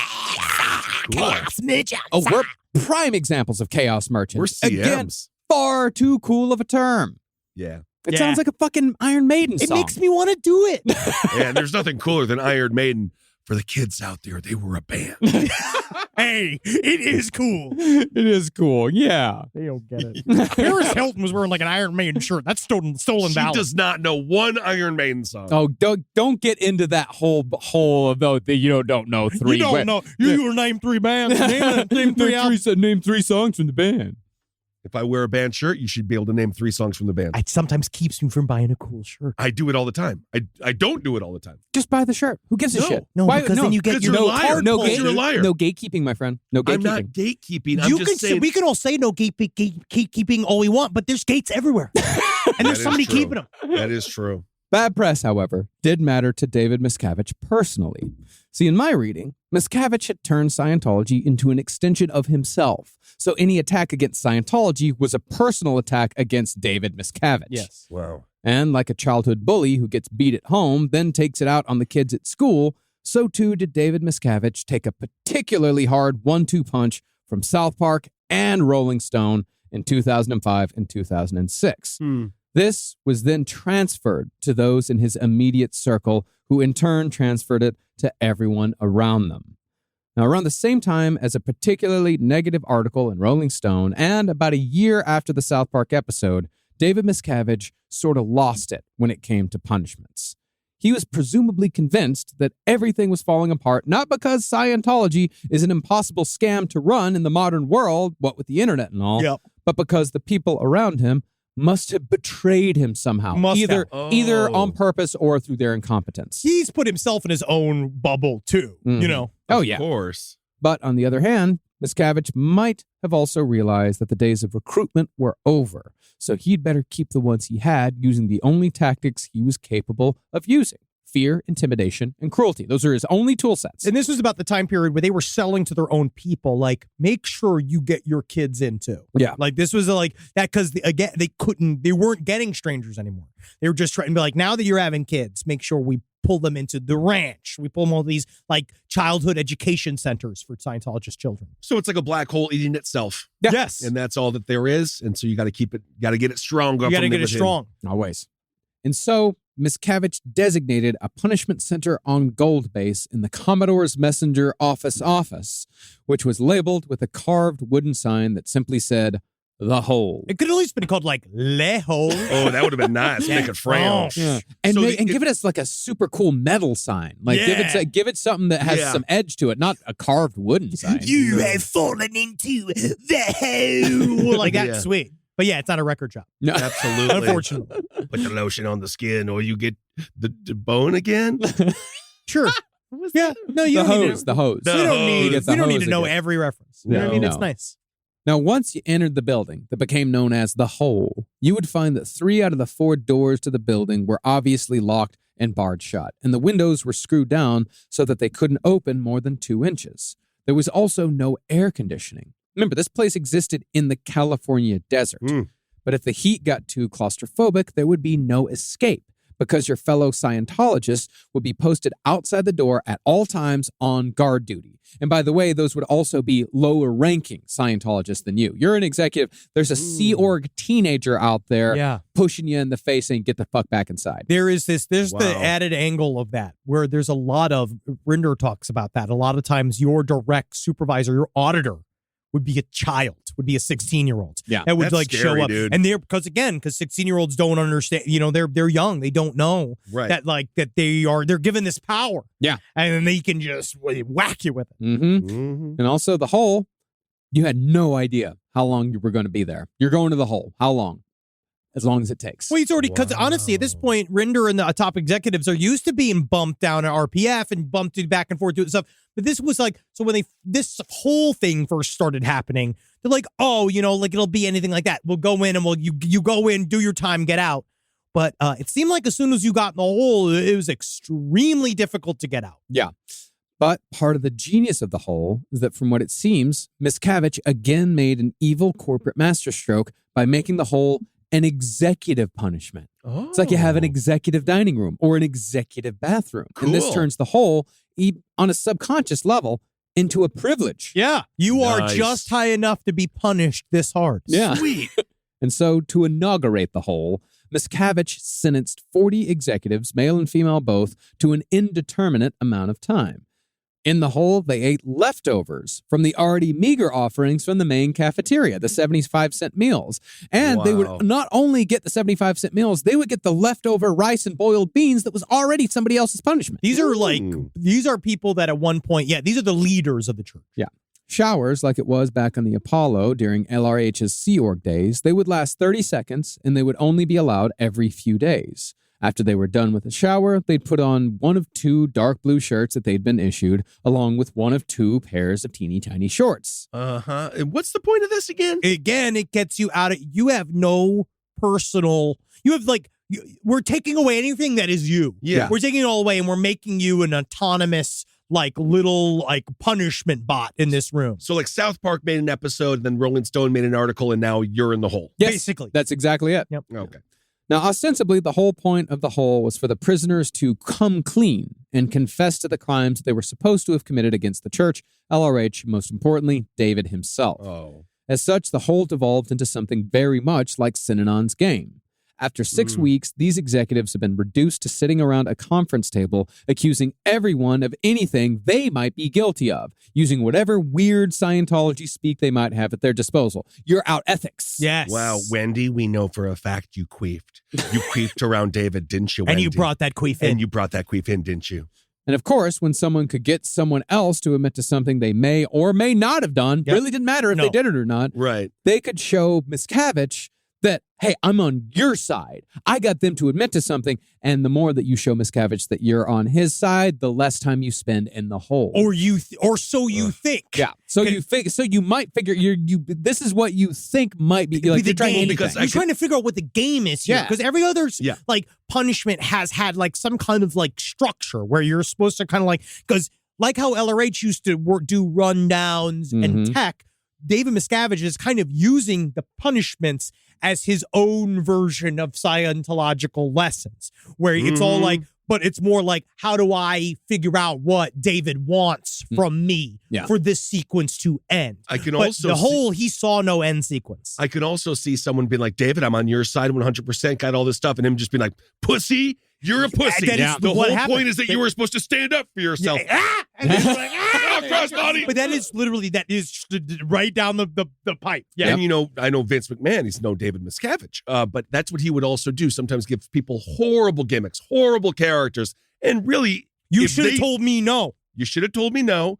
And this is why they would say if you audition for WWE, never tell him you have a talent because he'll make you do it. And that Darren Drozoff, he was like, you can puke on command. Now you're puke. And now every time you wrestle, you're going to have to fake puke. So you got to be very careful with these kinds of people. You have to be Not careful that who Vince and he are you the same. you have to be careful who you pretend to be because we are who we pretend to be. Shut the we all wear Kurt different Vonnegut. masks. Yeah, I Mother know. Night. Mother Night. Do you remember Mother Night? Kurt Vonnegut. Yeah. But I mean, Ben, the way you're talking, I mean, they are actually very similar. They're just both CEOs. That's all this is. This is all CEO, horrible, manipulative 80s tactics. It's like these stand are up for yourself as they're just beating you down. Beating you up. Stand Yeah. up for yourself. Why are you hitting yourself? Yeah. Right. Well, the genesis for all this, though, it was not the game, at least as far as, accusing other people of bullshit went. The genesis was an old L. Ron Hubbard trick from back when Scientology left only financial, emotional, and psychological scars. Yeah, the OG scars. Yeah. Hubbard's scattershot accusation tactic was called the murder routine. God, he was good at names, man. I guess. I just love, I love that kind of shit. Yeah. The murder routine. I just like that. That's the only thing. That's the thing. It's again. That's what gets you? It's fun. I love it. Like it feels like, all right, it's time for the murder routine. Like, oh yeah. Well, It's not vaudeville. You could see the sparkle in his eyes, just like, it's called the murder routine. As he's like selling it, and we're like, he just loved this little ideas. Yeah. And God, it caused so much damage. It really did. Well, basically, if you're trying to get someone to confess to something and they're refusing to confess, you accuse them of doing something far worse than what you're trying to get them to confess to. Oh, this is great. Yeah, it seems to work with certain political spheres really well. Mm-hmm. Hubbard's example is that if you wanted to get someone to confess to cheating on their wife, you instead accuse them of murdering their wife. Got it. The idea is that if you called someone a murderer over and over and over again, they'd eventually say, hey, I might be a cheater, but I'm not a murderer. And it's like, I got you. There's a hole. They try to do it on the offensive in the Murdoch trial. We talked about this today, a couple days inside side stories, and they fucking got him. But they try to say, like, he shit his pants in the car. Like, they made this whole thing like how honest it was. You see, he shit his pants. But would we tell you this if he was a murderer? No, he's a sick man. He's sick. Who amongst us haven't shat our pant? yeah. I only did it the one time, but I was at work. Yeah. Yeah, that doesn't count, although it does. I was also at work. Yeah. I say shit on company time. Yes, indeed. Okay. On David Miscavige's Scientology, however, this stream of accusations got very aggressive very quickly. The sessions soon devolved into fistfights and bizarre physical assaults, like what happened with Debbie Cook, the former head of Flag. See, since Debbie Cook was a Flag-based person, she was based in Clearwater, down in Florida, she wasn't familiar with the strange world of Gold Base in California. Like I said, everything is so completely compartmentalized here. And Flag's nice. Yeah. In terms of, like, obviously you're working hard. A lot of time you're probably living in a shitty apartment and doing all that kind of stuff. You are in Clearwater, Florida, so it's not a beautiful beach, but you're not allowed to go. But, But you're right next to Tampa Bay. yeah, it's nice. It's a pretty town. Where you got married over there was It's beautiful. was very Beautiful. nice. But Yeah, then they- go to O.J. Simpson's favorite bar. It's all right there. Anytime Hulk you Hogan. want. Yeah, his St. favorite Petersburg. bar. Hulk Hogan, who threw hurricane parties outside of his own Clearwater bar because he was like, "This, hey brother, these hurricanes are pussies, brother." And then he literally like threw it was DJ Skrillex or Skrillex, DJ Skrillex that held rave parties during an active hurricane where people were dying. Fantastic. Florida's has got it made. Have fun with it. Well, that's the thing. Debbie Cook, she's coming from Clearwater, Florida. She's coming to Gold Base in California. When she got to the hole, she didn't know the rules of the game. Namely, she didn't know the most important rule, which was always agree with David. Oh yeah, and you know what you definitely don't do is you never laugh at David. No. That is a thing I've learned sometimes when you meet someone who's truly self-serious. I've had that. There was one job I did where the director, like, I don't want to, like, it was really intense, but they were all like, Martin Scorsese. yes, was very mad. He said something really like crazy, like I laughed, and someone grabbed me. He's like, don't laugh at him. And it was just like, oh, I thought he was like joking. He's like, he's not joking. And it's like David Miscavige was like that because again, these routines, he'd do these things. If you laugh too, he'd fucking flip out. Yeah. But he's doing ventriloquism. It's funny. He's the only one who's supposed to think it's funny. But I don't know if he thinks it's funny. I think he's a very deadly serious man. And if he's laughing, you are not in a good spot. Yeah. Okay. Yeah. We'll actually get here in a bit to what makes David Miscavige laugh. Uh-oh. Well, Miscavige, with Debbie Cook, he tried to get her to say, for whatever reason, that two other Scientology executives, including the Frenchman we talked about earlier, he tried to get her to say that they told her that they were sucking each other's, quote unquote, sucking each other's cocks. They're sucking each other's cocks. Yeah. Oh. But it's not just that, like, oh, you do not, like, it's that they told you that they were sucking each other's cocks. And you withheld that. Yeah, and I need you to tell me that they told you that they sucked each other's cocks. Yeah, real slow, too, when you tell me. Now, David Miscavige loved homophobic insults more than any other sort of insult. Yes. And one might say that he is oddly preoccupied with the said sucking of cocks and the licking of balls and so on and so forth. He really like was obsessed with it. Yeah. You might have wanted it. Yeah, it's like in Trailer Park Boys. You know how Jim Leahy, every single insult has to do with shit? It's the same thing with David Miscavige and Dick and Balls. All right. Well, one time, for example, Mike Rinder got a text from David Miscavige that just said YSCOHB. It's just an acronym. And Rinder had to sit there and decipher it. And finally, after working on it, like it's a fucking end of Doctor Strangelove. He thought it was like a secret lesson. Yeah, after like he's sitting there, he's got a piece of paper out. He's trying to figure out what YSCOHB means. And finally, he translated it to "You suck cocks on Hollywood Boulevard." Yeah. And then David Miscavige would go to use that at the end of every one of his emails to Rinder from then on. Isn't that nice? Yeah. It's again. I let it a little chuckle. Yeah. No, but it's I kinda also funny. know that, but you're also like, wow. Yeah. I love a random acronym. Yeah, I do think, too. well, technically, what is it an acronym? Then If it has it to say that it has to say a word. I Yeah, think. it does. Yeah, because those are just letters. It's just initials. Yeah, Yescobe. Yeah, it's not an acronym. You're right. You're correct. Yep. Take it in, buddy. Victory lap. I'm fucked. But when Debbie Cook was faced with this bizarre homophobia in the hole, she didn't know what she was supposed to do. Yeah. Instead of saying, "Oh yeah, they talk about sucking each other's All cocks they all do the is time. suck All each the time. other right now. That's all they talk. It's not even that. That's all they do. It's all they talk about. They told me about it, of course. Instead, she told the truth. She thinks, "Oh no, that's weird. No, these guys don't suck cocks all the time. They didn't They say never that. said anything about that. They No, I never don't- say anything about that because I I know don't- they don't suck cocks." Honestly, I feel like even just saying S and a C would like register with me, because I've never really even heard two men aggressively talking like out loud about sucking each other's penises. Because largely, I feel like they do that at home. They love each other. I don't know. I don't know what you don't need to yell it at each other. Sounds like someone who needs to be in the hole. But her saying they never told me that contradicted what Miscavige was saying. Made him look like a fool. You call me a fucking liar? Mhm. Therefore, Miscavige transferred his ire from the two cocksuckers, so-called cocksuckers, to Debbie, calling her a liar. You call me a liar? You're a fucking liar. Yeah. I'm rubber. Yeah. I'm the fucking rubber motherfucker. Whoa. You're the fucking glue fucking bitch. Mhm. Whoa, anything you say sticks to me? Fuck you. Okay. Sucking cocks on Hollywood Boulevard. I would. I mean, sure.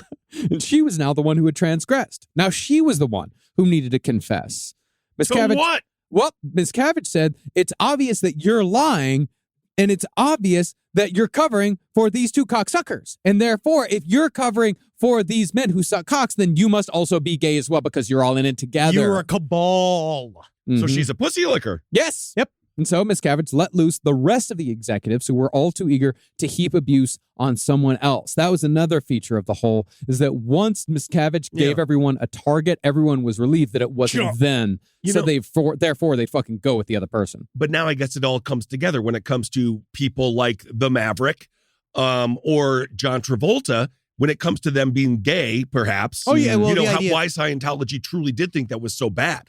And Oh, why they're they're like, deeply once you homophobic. told me that, Yeah. then we know we have something, as opposed to like, who no one cares. That Yeah. was the LRH was deeply homophobic, Okay. and David because his son came out and he disavowed his son and Yeah. all that shit. And Oh. David Miscavige is right off the. I think that he actually ups it.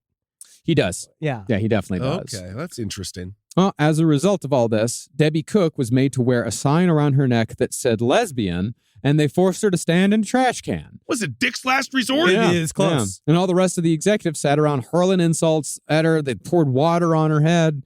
But this wasn't the first It's nor a the fucking hate crime. yeah. This wasn't the first nor the last time something like this happened to an executive. But the executives soon began to realize that the only way out of the hole was to lie. Of course. But lie in just the right way. How? They just had to fucking trial and error. Yep. But Turtles are fast. Fish are dry. You're heading into 1984 territory, but that's the truth. Mhm. Where you like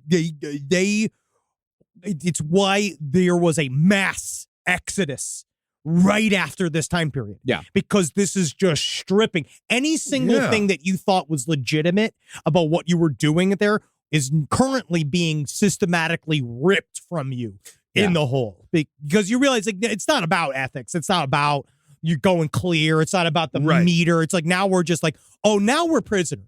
Yeah. And what LRH always realized is that you got to keep them just confused enough. Like, you got to keep them just confused enough and to have them like, okay, I think I understand. But with David Miscavige, it's just pure confusion and terror and chaos. Benefits over the punishments. At some point, they do have to equalize. LRH kind of understood a little bit in terms of creating a religion, is that you must create things like, what are we giving you that is allowing you to take the negatives? Like, what are we providing that's good? Like, and for a while, he was feeding people, and they used to celebrate Christmas. Like, Christmas and New Year's Eve were like huge times for Scientology. David Miscavige stopped all that. He used to do there were things that he used to kind of put mechanisms in place that made it kind of feel like a funny, kooky place to be a little bit. Yeah. But David Miscavige just eliminated all of whatever fun that was there before, whatever good was there before is like gone. And there was very little before. The Catholic Church, perhaps there was a situation with your priest as a child, but think about all the free wine. That's what that is kind of what they say. They give you bread, they give you some wine. Counseling. Yeah. All right. Rise from your grave. Is there anything better than a summer evening outdoors? Enjoy your space to the fullest with new greenery from Fast Growing Trees. I love a big, thick bush. Fast Growing Trees is America's largest, most trusted online nursery, and they can send me a big, thick bush any time of the day. It arrives at work. It arrives at my car. I can pinpoint on a Google map where it is. Send me a big, thick, brown bush. And they send it immediately when they have it, because sometimes the shaver comes to town. I remember one time I ordered a cherrywood tree from Fast Growing Trees. And my God, I couldn't cut it down, no matter what my father told me to do. I had to lie to him about it. And next thing you know, I became the first president of the United States of America. And even you can become the first president of the United States of America with Fast Growing Trees.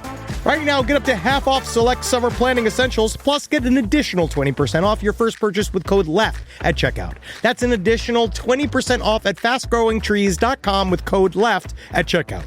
Offer is valid for a limited time only. Terms and conditions apply. But the thing is that lying sometimes wasn't an option, and sometimes things went way too fucking far. Because every once in a while, David Miscavige would ratchet the psychological torture up to, I'd say, a 7. Okay. That's 7 or 8 is about as high as he possibly could get. Yeah, like, what's 10? Rock Abu Ghraib. Right? That's a 10. Right? That's the very top. Maybe Rock Terrio. Mm-hmm. Yeah. Yeah, that's a 10. Yeah. But in David Miscavige's case, his 7 was the infamous musical chairs game. Yeah, it's in the Going Clear documentary, which is still great. Yeah, watch that. Let's revisit it one more time, just for those of you who haven't seen Going Clear. After gathering up his favorite punching bags, Miscavige told them all that they were going to play a game of musical chairs. They're going to use Bohemian Rhapsody as the song. Oh, fun. The last one left, he said, would be allowed to leave the hole. But true to form, this was not just about a reward for one person. Rather, it was about the psychological torture of them all. Miscavige told them that everyone who lost would almost immediately be separated from their families and shipped off to a far unknown destination. Meanwhile, all of their families had already been absolutely decimated. Mike Rinder's family was torn apart. I mean, he let it, but, now he knows. But his family was torn apart. He hadn't seen his kids for like a decade. Yeah. He hadn't seen his parents. They were all in Scientology. And so it's like, even that's an empty threat. Yeah, but to make it all the more concrete, Miscavige even rented moving trucks and parked them outside of the building.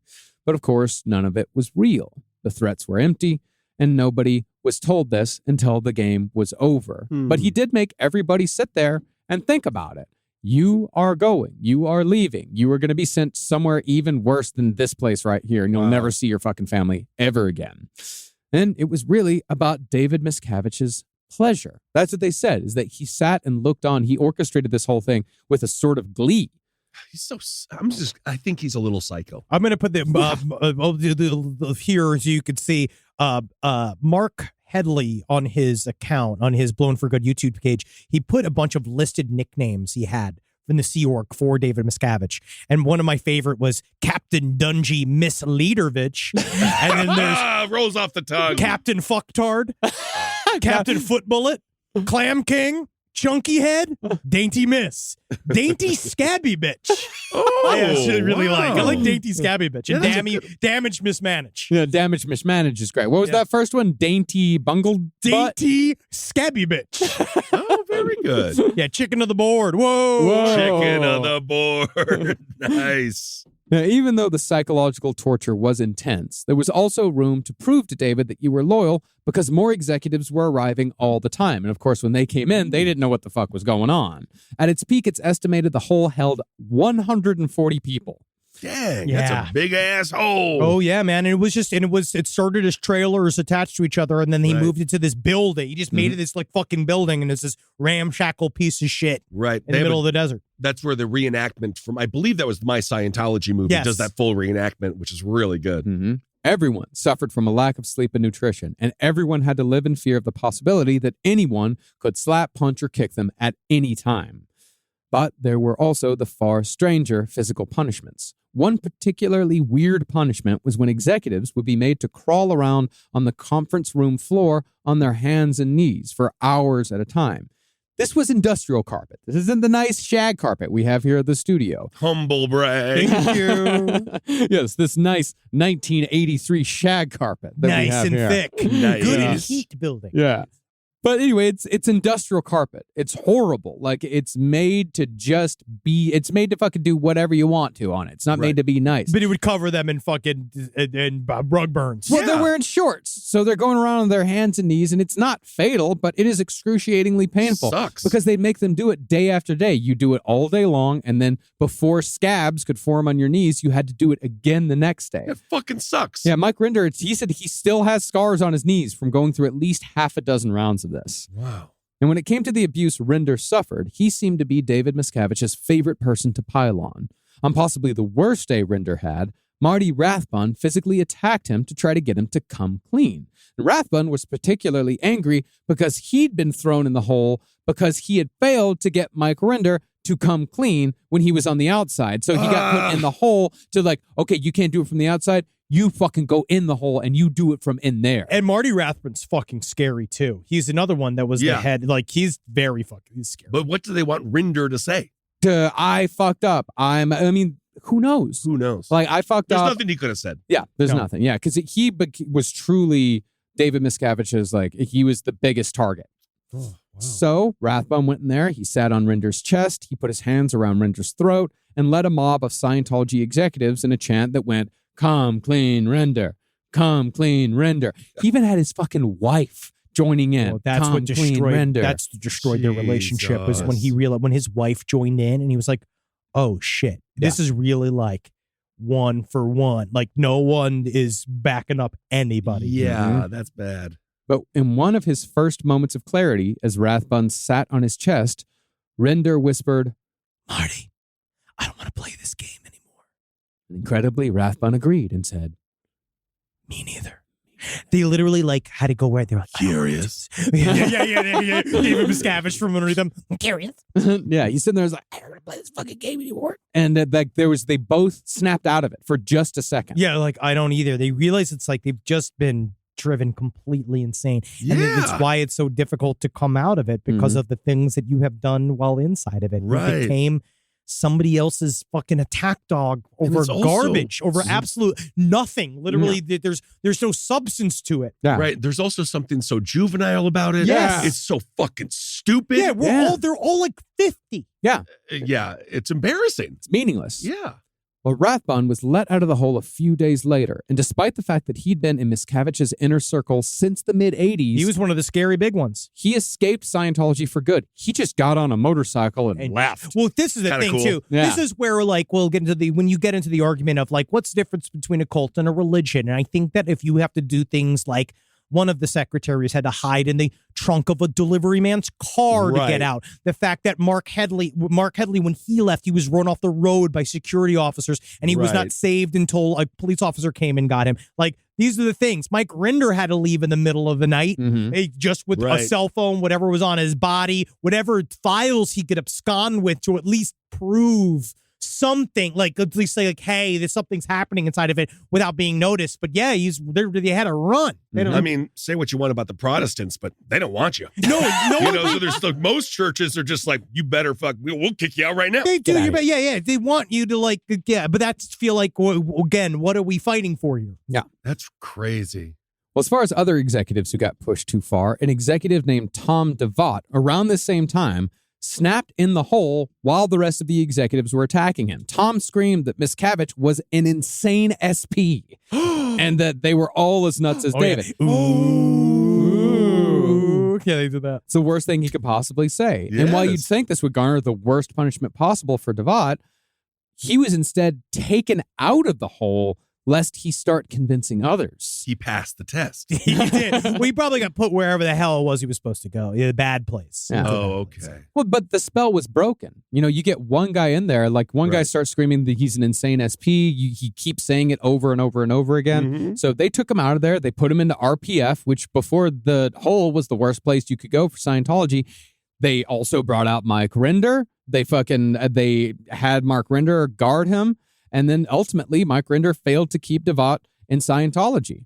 But when DeVot left, Rinder began thinking, like, holy fuck, if Tom DeVot can leave, maybe I can leave too. I can you now see leave. Those things that are right beneath you, your feet? I mean, use them. It's really difficult because what if they do go all the way? What if Mark Edley really could have been killed? Could have been killed by what they did. Yep. Yeah, not too long after, Rinder escaped in England and eventually got a hold of Tom DeVot.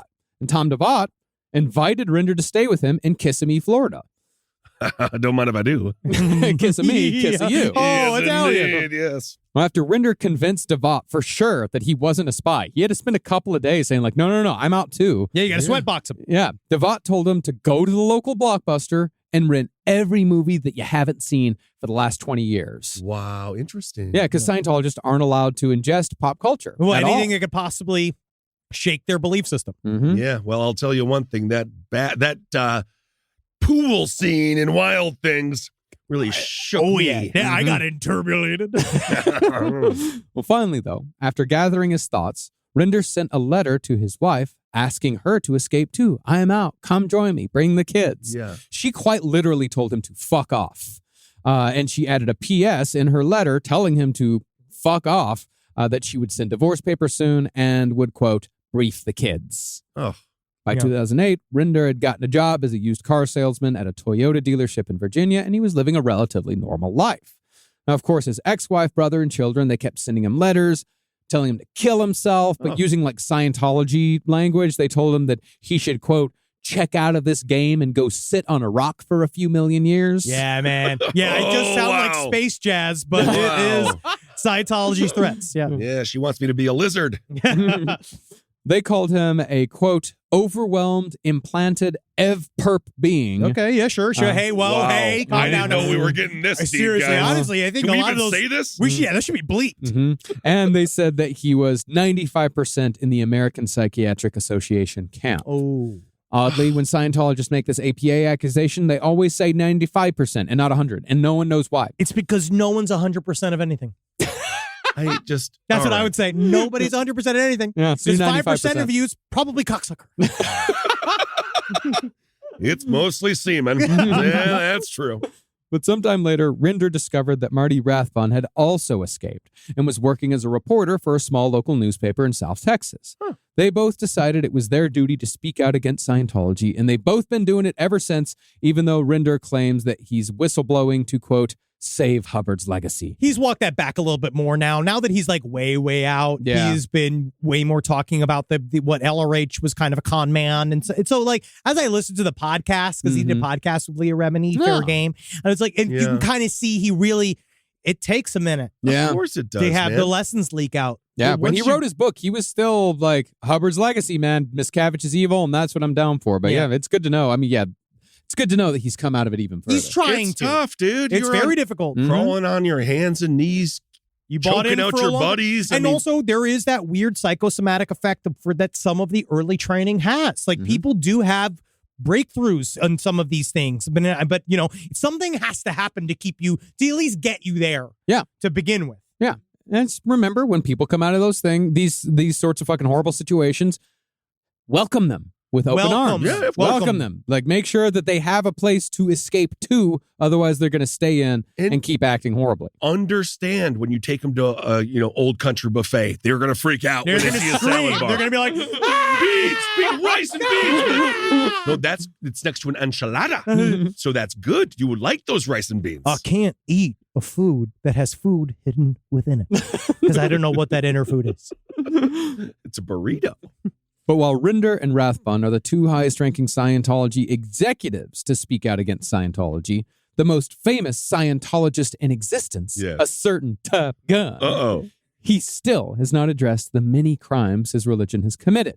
In fact, he seems to be more devout than ever, and it would be fair to say that David Miscavige was, at many points in his life, one of his best friends. Lucky guy. I guess so. I'm talking, of course, about the subject of today's blind item. Who is it? I who can't could see it be? I'm so going to be shocked. Tom Cruise! Whoa, it's Tom Cruise! TC, baby. Now, Tom Cruise and David Miscavige actually have a lot in common. By the age of 25, Tom Cruise had already starred in Risky Business and Top Gun, making him a massive movie star. Likewise, David Miscavige was de facto leading Scientology by the age of 25.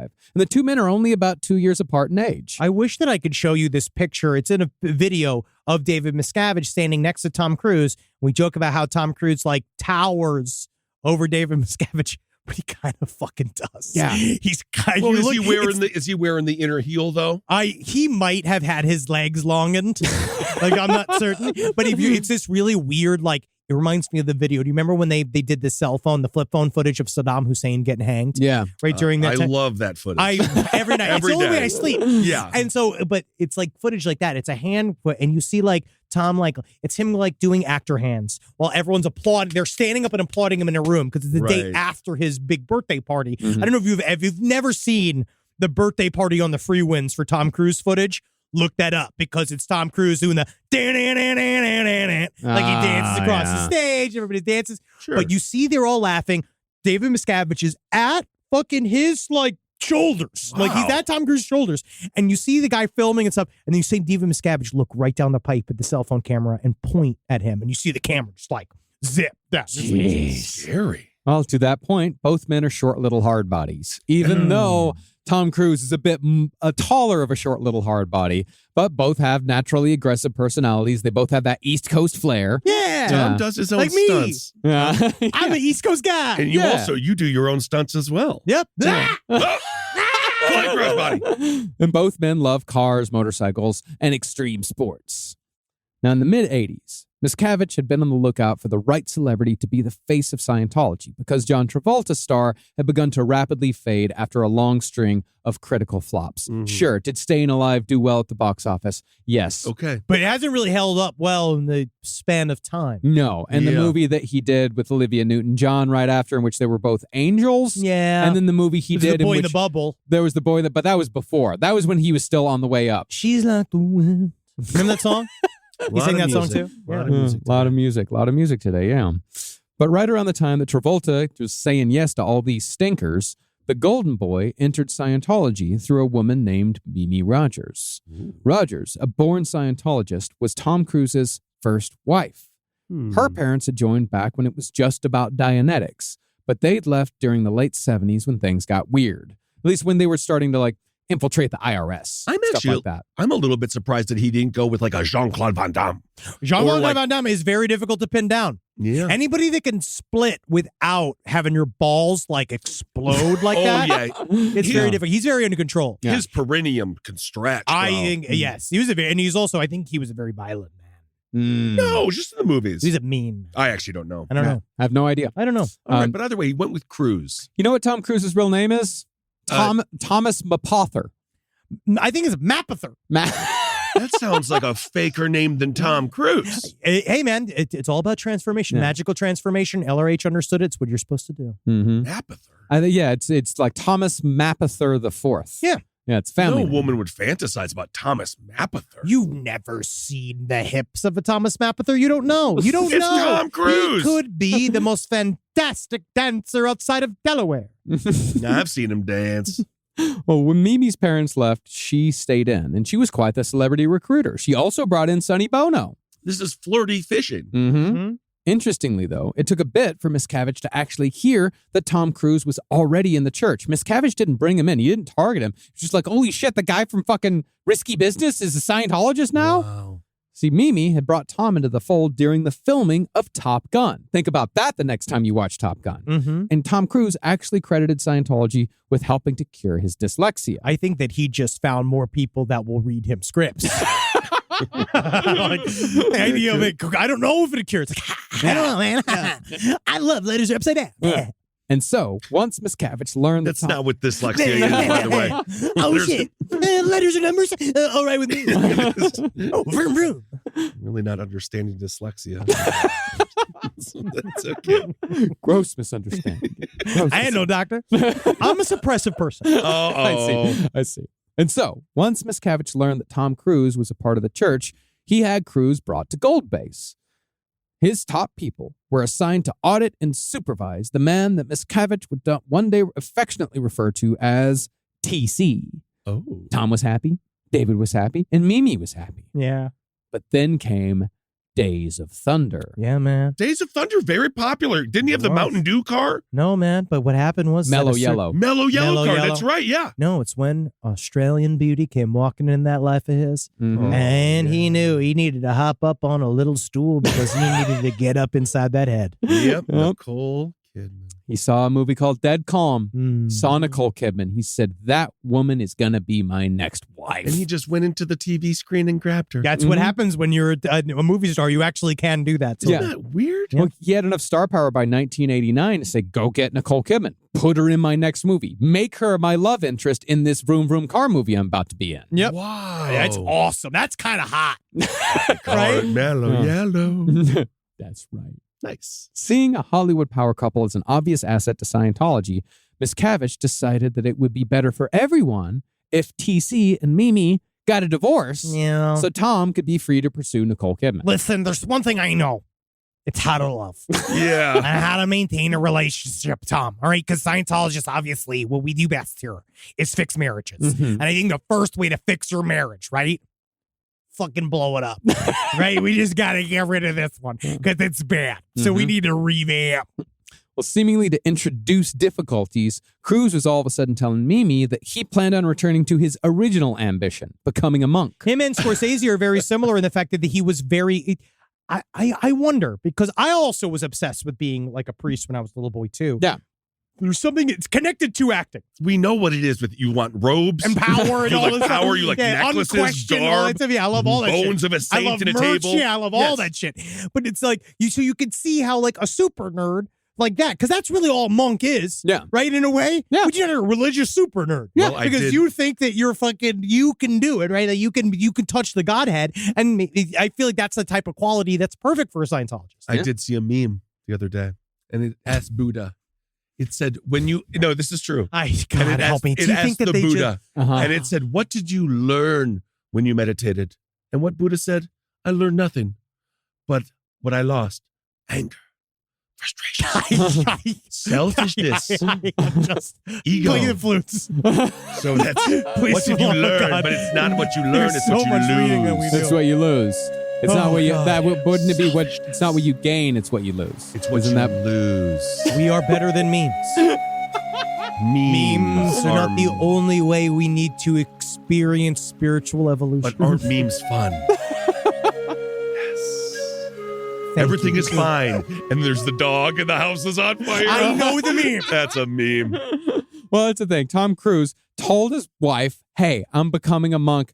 I got to be celibate to, quote, maintain the purity of my instrument. Man, I don't know about him, man. I gotta get my gunk out of my instrument for I me don't to know. feel good. Well, pretty soon. That's why you're Mimi- an SP, buddy. I know. Yeah, too much gunk. Too much gug. You mean? Ooh. Well, pretty soon, Mimi was served divorce papers by Marty Rathbun.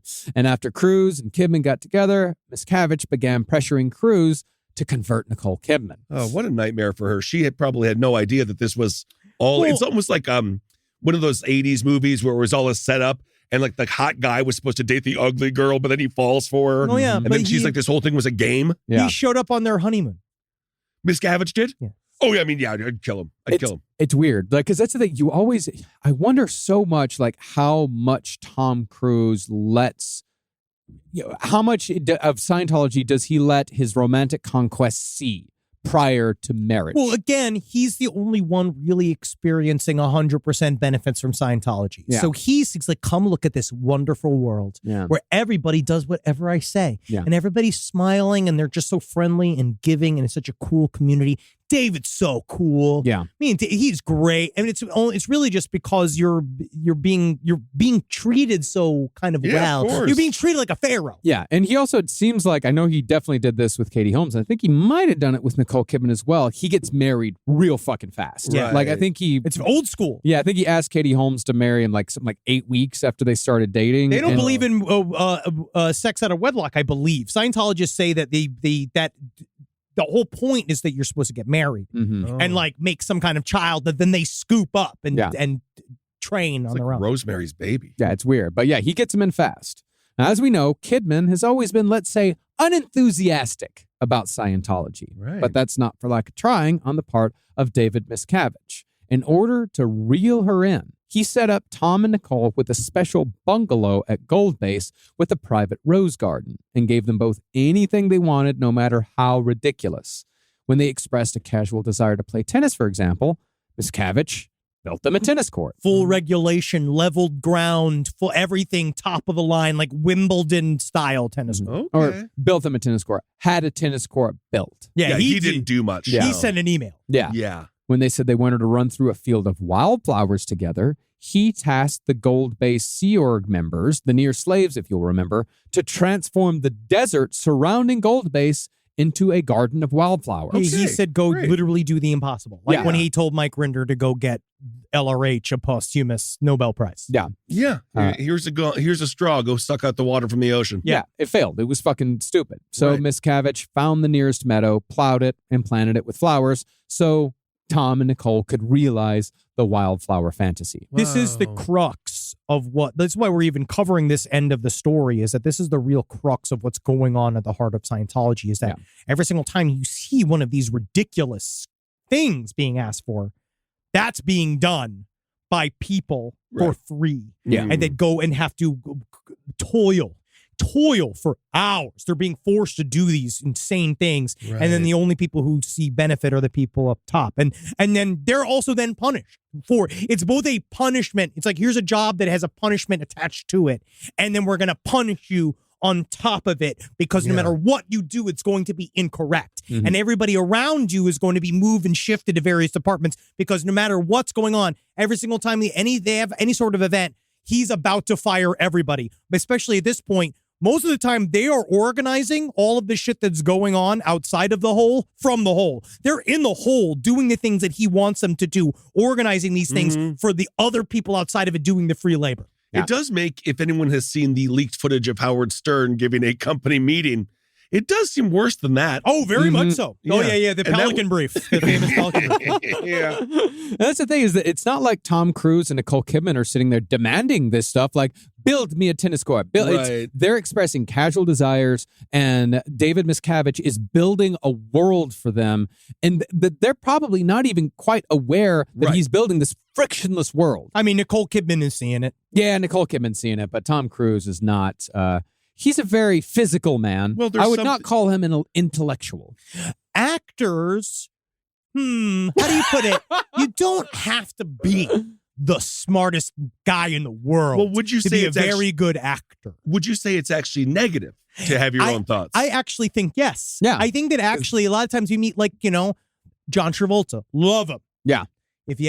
He's not really good with a complicated question. Patrick Swayze is also one of those dudes, right? Again, R.I.P. Love him as a performer.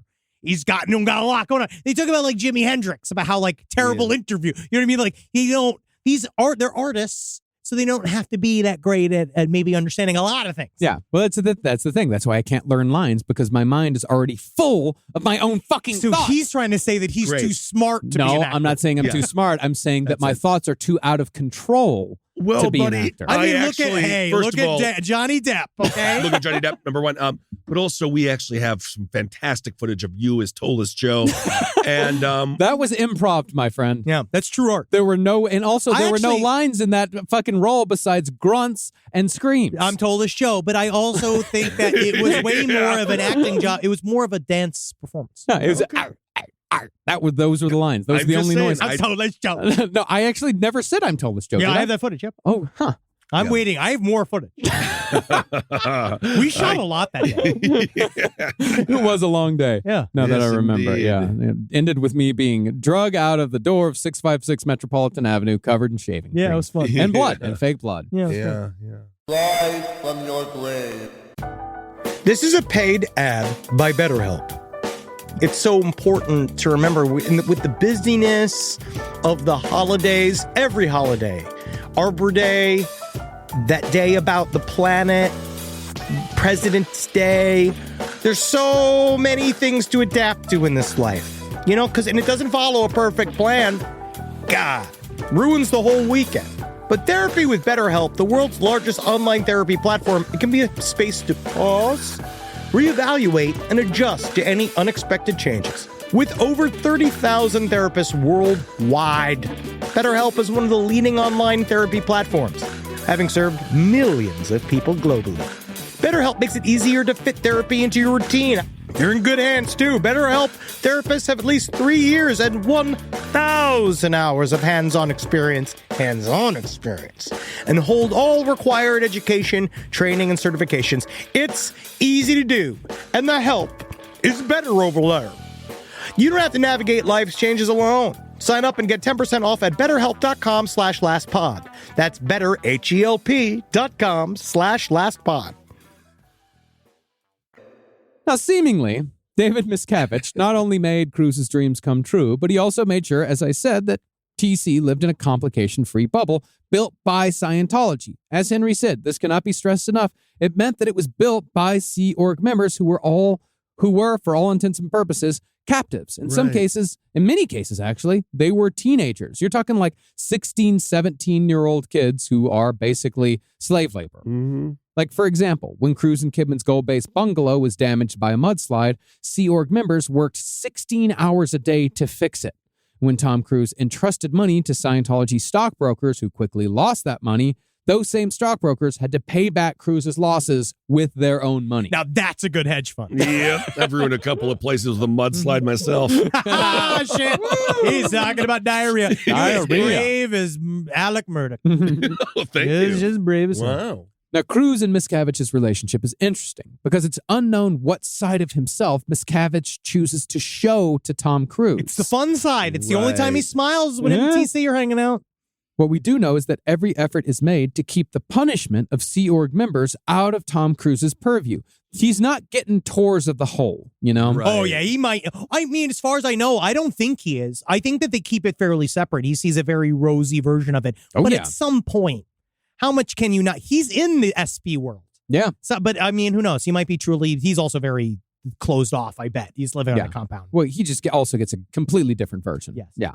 But we do know that TC and Miscavige were close enough where David would visit movie sets. Oh, yeah. Imagine this fucking little psychopath coming onto a set. I mean, Yeah. they had to do with, use Wolf of Wall Street as an example. They had to make sure that Jordan Belfort could not come to set. They literally had to keep him off set because there was during the Goodfellas, right? Like Henry Hill would show up. Right. And like say shit and became really rough. Like this, Yeah. so like, yeah, they can't, you shouldn't be there yet. Mm-mm. Saw a pretty funny interview with Ray Liotta the other day. He's On RIP Instagram. as well. So R.I.P. Man. Chantix. Yeah. He said he met Henry Hill, and Henry Hill thanked him for portraying him in such a nice way. Oh God! Yeah, he's like, I was a fucking maniac. Yeah. Well, on the Days of Thunder shoot, Miscavige showed up and TC took him skydiving. Yeah. Yeah. Oh yeah, it's fun. Yeah. And Miscavige, he has some very real influences on TC's acting choices. Apparently, Tom Cruise modeled his character in A Few Good Men on David Miscavige. He plays a horrible person. Yeah, Exactly. Exactly. But yes. but righteous. yes. Oh. Yeah. Yeah. And but of course, the little man uses that as a bragging point constantly. It is really funny because when they went into the making of Battlefield Earth, so we know that David Miscavige went full whole hog trying to get Battlefield Earth done, which has a $75 million budget. Right? Like, you got this together. I want a budget Not movie. a penny wasted. It's rough. They basically said most of it went to John Travolta's budget. That's what they insinuated. But David Miscavige obviously goes to the ropes, right? It's like Battlefield Earth is going to be fucking huge. Everybody's going to fucking love this. Right. Fucking cocksuckers. And then bombs. Yeah. At what point is the movie so bad it becomes money laundering? It is. I don't know. I actually don't know. That's a very good question. But Now you're just talking the producers. Yeah, he's talking Oh, producers, okay, yeah. yeah. But TC calls up David. And they always like, let's have a meeting. And TC goes up to David Miscavige after the movie fucking bombs. Yeah. And he's just like, what the fuck, David? And he's like, what do you want from me? What do you want from me? He's like, this is Scientology's like movie production studio. I want nothing but hits. We Yeah. got to be making hits if we're doing these things. You Tom need is to be correct making on that. Yeah. Mhm. And so David Miscavige was like, I had nothing to do with that film. Mm-hmm. And then you know that just like Tom Cruise got on his little motorcycle and David just jumped on that little back. Just like gripped with his little knees to his little like small his back, just grinding those little packets. 143 pounds of pure mail. Ooh, Yeah. yeah. Yum yum. Gruesome twosome. Combined weight. I mean, the general feeling around the Scientology offices at the time is that it was actually so bad that it like briefly broke the spell of Scientology, and like people were actually asking funny. around the offices, like, did nobody watch this thing before it went out? Yeah, like, is this not, are we not doing a quality check? Because I know I get punishment when I'm down stats. Yeah. And I don't think there's any Yeah. more of a down stat than a $75 million budget movie making $3 million. I mean, say what you want about Christianity. They got some fucking hits, dude. They do. They do. 10 Commandments holds up. Yeah, Charlton Heston, I think he's still alive. Now, Miscavige saw Tom Cruise as the entry point to access some of the most influential people in Hollywood. And if Miscavige could bring them on board, then it would be another big step towards public acceptance.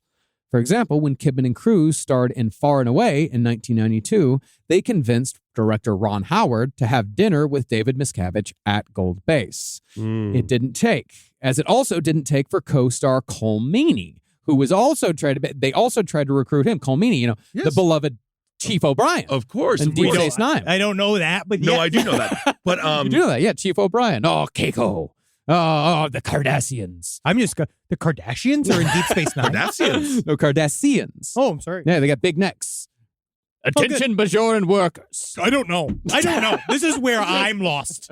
I don't know. But either way, they're not getting that director guy. They're not going to get him. Ron Howard. Yeah, they ain't going to get him. Oh, no, No. Ron Howard didn't want it. No. No. Now, Cole Meany, many years later in like 2011, said that back then the only two places in Hollywood that you could network were Scientology and Alcoholics Anonymous meetings. Oh, yeah, that makes it That's really, hilarious. That makes a lot of fucking sense. Mhm. A lot of times it's one or the other. The Celebrity Center in L.A., it's an old hotel that turned into this spot where, and it used to be a place where you used to go and you can hang out, but now it's like, now you have to hit a certain level to go to the Celebrity Center in LA because the problem is that people kept showing up hoping to bump into some celebrity and they'd have their like their scripts and shit, and then eventually they're like, no, this isn't for you noobs, this isn't for parishioners. Cool. That's a fun place to be. Yeah, it is. Well, they didn't get Ron Howard, and likewise, Steven Spielberg was also courted when he was making Minority Report with Tom Cruise. Great movie. I mean, this is starting to really fuck with him too, because more and more people are like, Tom Cruise, hey, listen, you're paid to promote movies. Yeah. Or you need to stop to do it. And then he listened to the movie people. Yeah. Right. Spielberg also resisted, but Tom Cruise and David Miscavige, they figured that the only reason why Spielberg didn't join was because Spielberg's kids The only reason. saw a psychiatrist. The only reason. Only Yeah, reason. that's the only reason. So honestly, they're just looking for a good director. Yeah, they They're need just one. they just don't want another They Battlefield Earth. desperately need Yeah. one. Do you have to be a Scientologist to direct a Scientologist movie? Yes. Well, not this Scientology, because Battlefield Earth, the guy who directed that was not. Yeah. And the guy who wrote the screenplay also wasn't a also wasn't a Scientologist. They that's actually interesting. prefer anything that's permanent media. From what I have seen and read, they prefer you to not be a interesting. Scientologist, because then you can't protest if you leave later on, like, hey, you can't use my image in that anymore, even though, like, so just that's what figured I've they would- heard. Okay, I figured Yeah. they try to do that from within. but Scientologists are too busy to direct films. They're crawling on the floor, beating each other up. Too busy. Yeah. Oh, okay. And from what I heard, like, the people who do work for Scientology, it is just like, yeah, I'll just do whatever the fuck you want. Give me the paycheck. Because the paycheck is apparently pretty good. Yeah, oh yeah, they pay. Yeah. Okay. That's what they do, those PIs. Mhm. We'll see. Well, things about Steven Spielberg, of course, no, he's not coming in. He's got a kid who sees a psychiatrist. So Miscavige directed a Scientology group to protest the facility where that psychiatrist worked. This was not a good move in Hollywood. Probably Spielberg not. called up Tom Cruise and said, "This is unappreciated and inappropriate." Which is like, that's a deep dressing down from a very proper man. You know what I mean? Like, the idea of that powerful man being like, this is inappropriate. Like, The unappreciated. Yeah. Yeah, you didn't appreciate it. And again, like Tom Cruise went and ripped Miscavige a new hole. Oh. that was also one of Miscavige's favorite terms. Yeah. New assholes. Yeah, ripping new assholes. Yeah. Assholes, dicks, He balls. loves, he's yeah, gay. yeah, He is. At the very, I mean, he's definitely got, like, I think he would like to, like, lick a dick. I think the very he least. should just At the be very able, I least, think yeah. I wish Or that at he least would. get his penis licked once by Mike Rinder. Well, who knows? Who knows what he and Tom have done? Who knows? But the love affair with Scientology actually sputtered out for Tom Cruise for much of the 90s. Partly because of that Time magazine article we talked about last episode. Partly, of course, it was also David Miscavige's meddlings, and it was partly because of the influence of Nicole Kidman. See, Kidman had reached OT2 within a year of joining Scientology, because it seems like the more influential and important a person is, the faster they progress along the bridge to total freedom. Yep. Weird. But after, I know, crazy, right? Wow. But after OT2, Kidman stopped taking courses. She was therefore privately considered a PTS, a potential trouble source. This is the first step towards being declared an SP. And it's likely that her lack of enthusiasm temporarily rubbed off on Tom Cruise. Yeah, because it's the love of life and his parents of his children and stuff like that. You'd think. Yeah, you'd those think it things. would. You'd think it would, yeah. Now, Cruise did go to bat for Scientology here and there in the 90s, most notably in the murder of Lisa McPherson at the hands of Scientology officials. But he wasn't auditing much at all. And Miscavige lost his grip even further when Kidman and Cruise disappeared for a year while they filmed Eyes Wide Shut with Stanley Kubrick. Oh, my. They were all the way over in England. This was also during Cruise's brief cool period. It was when he also did Magnolia. Yeah, I mean, when he was really trying to act. Yeah, and during he's that time period. incredible So in good. Magnolia. Yeah. He's so good at Magnolia. Very good. But- and fucking Eyes Wide Shut. Eyes Wide Shut's a great movie Yeah. too. Yeah, Vanilla Sky, but Yeah. Magnolia, Very fucking respect the cock, so on and Sure. so forth. Absolutely. Maybe got that from Miscavige. I honestly, it doesn't. Actually, man. Wow. Whoa. It really does. Yeah. But as Scientology does again and again, they caught Tom Cruise during a moment of vulnerability and grief when Kidman was rumored to have had a miscarriage. And of course, that means it was her fault. That's when Marty Rathbun basically cornered Cruise and began auditing him again with Miscavige supervising. And of course, the more Cruise was audited, the more he was turned against Nicole Kidman. Yeah. Eventually, elements within Scientology also turned Kidman and Cruise's kids against Nicole Kidman. And by 2001, just a year or two after Cruise returned, that's all it took. Yeah. It did take 200 hours of auditing.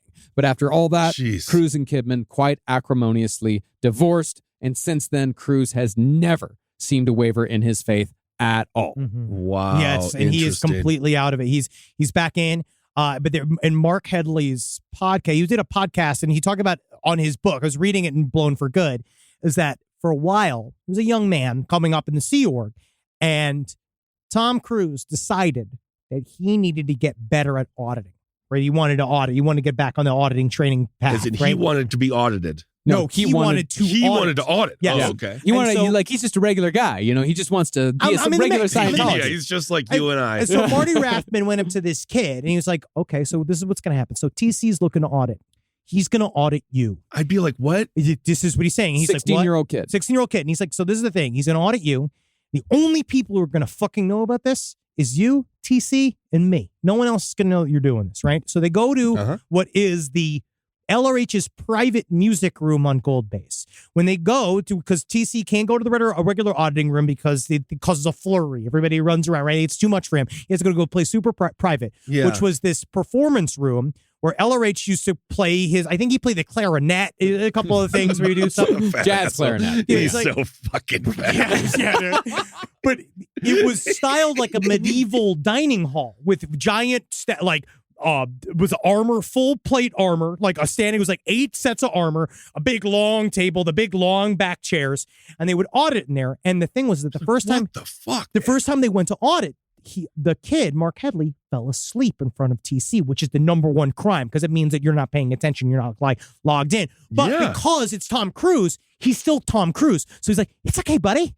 Buddy, we're going to get through this, buddy. We're going to work on this. And he was like, oh, what we got to do is you need sleep. So, and unlike everybody else who gets punished, they went to Mark Headley and they're like, you need to sleep. From now on, we're taking you off your night job. You're going to go back to, you're going to sleep because you need to be well rested to be audited by Tom Cruise. So like they went, they rehabilitated him. And then finally, you have to attain a condition, a useful condition to be able to be audited. So you get sec checked to see if you're a traitor first. Then they check your condition. Do you do that? E-meters and yelling at you, right? And then they check your condition, and they found that he was in this bad condition. And Tom Cruise, they said his cholesterol was 170 over 120. No, it's fine. I don't need him right now. I'm not agitated. No, you're not. But Tom Cruise went. He was like, "All right, we can't get you in the right." He couldn't get up to the thing that he needed to be. I don't know how they administer the condition. It's another E-meter test, and Tom Cruise is like, "You know what'll fix you? Will set me straight when I was having these problems." We got to get you some bee pollen. You got to eat the bee pollen. Bee pollen? Yeah, it's just weird supplement shit. And so Mark Headley's like, okay, now this is the biggest secret inside of Scientology right now bee at pollen. all. No, that Tom Cruise is auditing anybody, that anybody would be able to be worthy to be audited by Tom Cruise, right? Well, now they're just sending him a training boy. So Tom Cruise is like, let's go down to town. We'll figure this out. And so they hop on Tom Cruise's motorcycle. Mark Headley grip into his back. Tom Cruise zips him down to town where he goes to buy bee pollen. Meanwhile, like all of this crowd shows up because fucking Tom Cruise with this weird child on his motorcycle. And it's just this strange scene where he has to go buy him bee pollen. Then he takes the bee pollen. Then magically it works. And now they're auditing for a couple sessions. Well, fantastic. All right. No, it's bizarre. This is what happened. Very different worlds, though. Yeah. Yes. Well, when Tom Cruise came back into Scientology, he allowed Scientology to direct every aspect of his personal life and a fair amount of his professional life, much to his own detriment. See, in 2003, this is why this might answer some questions of why Tom Cruise kind of went a little wacky in the 2000s. This was 2 years after Cruise's return to the fold. Miscavige convinced Tom Cruise to fire his longtime publicist, Pat Kingsley. Kingsley had very wisely advised Cruise to lay off talking about Scientology in public at all. Just a bit. Yeah. Cool it. Yeah. But she was replaced by Tom Cruise's sister, an ardent Scientologist. So within like a year, maybe two, Tom Cruise is all of a sudden jumping on Oprah's couch, screaming about how much he's in love with Katie Holmes. He's having confrontations with Matt Lauer. He's calling psychiatry a pseudoscience. He's attacking Brooke Shields for taking medication for postpartum depression. Right. He's being a massive asshole. Yeah. And as such, Tom Cruise wasn't quite proving to be the key to the inner sanctum that Miscavige hoped he'd be. For years, Cruise probed the edges of power. It wasn't just Hollywood he was trying to get into. He was trying to get into politics. He met with Bill Clinton, but not when Bill Clinton was president. He's probing. He met with Scooter Libby. I love a professional named Scooter. Yeah, Vice President Chief of Staff to Dick Cheney. But Scooter was as far as Tom Cruise could get. He couldn't get to Dick Cheney. What, Tom? Tom couldn't get to Dick Cheney? Dick Cheney's got bigger plans. I guess so. The closest Tom Cruise came to actually affecting change was when he almost convinced Secretary of Education Ron Page to include LRH's study tech in No Child Left Behind. That would have been something. It is interesting. It that would wouldn't have have made a fucking difference one way or another. No, but it would have been an actual bragging right. It would have been where all the rest of it's just fantasy. Right. Cruise also missed a lot of opportunities with celebrities. He failed to bring in Will Smith and Jada Pinkett Smith on a permanent basis. He failed to bring in Victoria or David Beckham, even though Miscavige actually had a full-size football pitch built at Gold Base as a lure in the desert. Yeah, just done by 16-year-old hands, essentially. Yeah. And similarly, Cruise was also unsuccessful in getting low-key Scientologists like Beck to go public. But as far as Tom Cruise went, around the time that Beck married into a powerful Scientology family, around 2004, right around the time that his music went mediocre, now that I think about it. Oh, wow. What a gig. Shots fired. Wow, no kidding. Marcus is really going in. He's been a real SP. Scientology was, of course, working as, for lack of a better term, they were working as Tom Cruise's wife pimp. Oh, whoa. Yeah, I remember when I met my wife pimp. Because that was, honestly, it was a game changer. And you were like, wasn't she great? Yeah. No, she was wonderful. Cheap. It's a new show. It's right after MILF Manor. Yeah, Wife Pimp. Yeah, Wife Pimp. You're going to love it. Rise from your grave. Last Podcast on the Left is excited to collaborate with Audible. Audible has a massive range of ad-free crime fiction, nonfiction, and true crime podcasts. You know, there's so many things you could do while you're listening to an audiobook. You can clean up your own personal crime scene. And that's easy to do, and you can learn it all from books. Some people also listen to audiobooks to go to sleep. But you could check out podcasts like This American Life, titles from true crime greats like Michael Connelly and Agatha Christie, and Audible originals like Dr. Death, The Cowboy. You can find whatever you're looking for on Audible. Plus, you can multitask while you do it. Find your next mystery on Audible. Audible. Stories that speak to you. New members can start listening with a 30-day free trial at audible.com/left.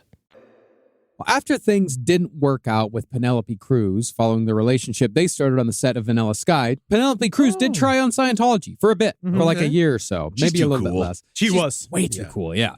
Well, TC, he ran through a series of young Scientologist ladies groomed especially to be with Tom Cruise. So weird. The first was a 19-year-old who'd been born into the church, but she was turned away after about a month. Tom didn't like her. Okay. The other was a 25-year-old OT5 named Nazanin Boniadi. She was also, I think, in Going Clear. Yeah. She was forced to break up with her boyfriend so Tom Cruise could try her on, for lack of a better term. Oh, awesome.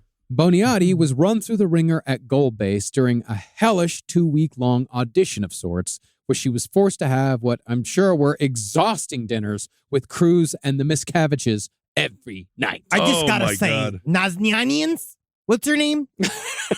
Let me just ask you this question. You're here, obviously, you're here as a part of, like, you're at dinner, and it's like, you're liking a salad. I'm enjoying it. Wrong answer. I made it to be bad. Okay, the But seafood now, was good. seafood and eat it. That's a funny thing that we say here.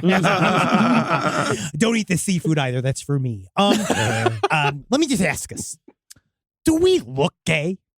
Oh, yeah. Oh, yeah. Oh, yeah. Oh, yeah. TC, what do you think? I like her, Dave. How does he have the smoker's laugh? Well, that's the thing is that she did all these dinners, exhausted, being grilled every single fucking night. Because also she worked 12 hours a day and then got pulled into her fun special dinner. Yeah. Oh, God. She didn't act as expected. She also had a really fucking bad period. She said that she was woozy. She was in horrible pain the entire time. She's a human being. She's a human being, yeah. So she was sent to Flag Base in Clearwater, where she was assigned the condition of treason. Why? But she wouldn't go out on a date with Tom Cruise. Well, but she would go on a date with Tom Cruise, but she didn't act do like, it good. I don't She think that didn't Tom took her on a date. He had awkward dinners with he and David Miscavige. That's a date. No. David Miscavige is his date monitor. That's his wife pimp. You mean to tell me again? I don't even go to the grocery store without my wife pimp. I know you don't. Because she helps me understand what women like. They like carrots. Mhm. They like soft cheeses. Celiac-free muffins. Yep. Well, to make up for it, she dug ditches and scrubbed toilets with a toothbrush. That's what a treasonous person does. She was back in good standing after a few months, but she was never again allowed into the Celebrity Center. She was an actress, by the way, and she wasn't allowed to even talk about Tom Cruise. Thankfully, she left Scientology soon after and has since had a relatively successful TV career. Whoa, flipped and reversed it. Yeah, Nice. She does 5-6 episode runs on things. Told that. Great. And then, of course, there's Katie Holmes. Oh, poor Tomcat. Yeah, the details of which I'm sure you're probably all too familiar with. Needless to say, Scientology tortured this poor woman and made her life a living hell after she decided to leave, to the point where they were chasing her around New York City by the end of it. We all remember that. I saw it. Yeah. Long story short, she left because Tom Cruise was weird. Scientology was weird, and her life had turned into a surreal nightmare. She got custody of their kid. She dated Jamie Foxx for 6 years. Lucky girl. Yeah, and is slowly returning to stage and screen. She's tall. She's very Natalie tall. doubled for her because it's hard for Natalie to do stunt doubles because stunt doubles a lot of times it's because there are not a lot of tall actresses. Yeah. But Katie Holmes is like 5'10". Wow. Yeah. Interesting. Good get for Tom. I guess. I like it. Not good for You know Katie. I like it. Well, he's 5'6", right? Yeah. We're not going to bring this up anymore. Henry is a height apologist for all of these people. We have different lives for different reasons. Yeah. Tellingly, though, Katie Holmes and Tom Cruise's wedding was the one in which David Miscavige was Tom Cruise's best man. I cannot stress that enough. This fucking horrible psychopath that we've been talking about for 6 hours now was Tom Cruise's best man in 2008. Was that when it was? When they got married? Maybe. I don't remember, yeah. They actually pulled a Scientologist out of the hole to perform the ceremony. Yeah. And then, yeah. And I love this stuff because and then he got drunk and hit on Brooke Shields and they put him back in the hole. He's back in the hole. Oh, man. Here's the thing about that. Brooke Shields still went to the fucking wedding. Yeah. I guess they made Hollywood's up. a sick place. It's very a strange land. Now, the thing about the services that Scientology has done for Tom Cruise over the years, wife pimping and such, building all these tennis courts, Imagination land come to life. Yeah. Costs a lot of money. Right. But people like Tom Cruise, that's precisely where Scientology gets their liquid assets. See, while its membership continues to decline, its revenue keeps going up, partly because of how many rich and gullible people keep giving them money. Celebrities, of course, but there's others. As far as the celebrities go, it's known that in 2004, Tom Cruise gave $3 million to Scientology. In 2007, Nancy Cartwright, the voice of Bart Simpson, she gave $10 million. Whoa, she gave more than Tom. Oh, yeah. Tom's not very grateful. Well, Tom's a lot more involved in the administration process. Yeah. Nancy Cartwright's she's just giving him money. She's just giving him money. Handing out pamphlets. Yeah. That's weird that Bart Simpson would do that. Hey, it's not Bart Simpson. I think it's Simpsons even tried to say that. They're like, Bart is a member of the Simpson family. Yeah. Nancy is some weird person behind Bart. But I can see why these celebrities give. In fact, I can see why all the rich people give. It's not just celebrities. There's also the guy who created Boingo Wireless. If you ever been in a fucking airport and tried to get on the fucking shitty-ass Wi-Fi, it's Boingo Wireless, and it never fucking works. I fucking hate fun names. Because the product always sucks. Yeah, like Go-Go or like, and then you have to be like, fucking my Boingo isn't working. And you sound like an asshole. Boingo! Yeah. Like he also created Earthlink. He created Helios. This guy's incredibly rich. You also have one of the richest media moguls in Australia, a billionaire. He's a Scientologist. You have a pharmaceutical executive named Robert Dugan, $1.8 billion in net worth. He is Scientology's largest donor by far. Yeah, and I bet you they get tax breaks too. Like they're giving to you're giving to a church. So you're at some point you're getting a kickback as well. But the reason why these people continue to give is because for them, Scientology works. Yes. The rich are richer still, and the celebrities are still rich and famous. Oh, yeah. Nancy Cartwright is worth $80 million. She's on season 34 of The Simpsons. John Travolta is still worth $165 million. He has all the private jets he wants. Yep. He can blow as many masseuses as he can fucking handle. I mean, poor Mike Rinder, not poor Mike Rinder. It's more like, it's interesting because when John Travolta and him they had a private meeting, that's where the masseuse kiss came from. Yeah, but masseuse kiss came from when when John Travolta was like, hey, do you think I ought to take this movie called Pulp Fiction?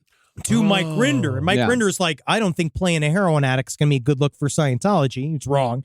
And then his masseuse came in and they had a moment and then he laughed. And then it's like, then he's saddled with the secret and this whole thing. Yeah. Pulp Fiction is the only reason that he had a comeback. Of course. Yeah. Yeah.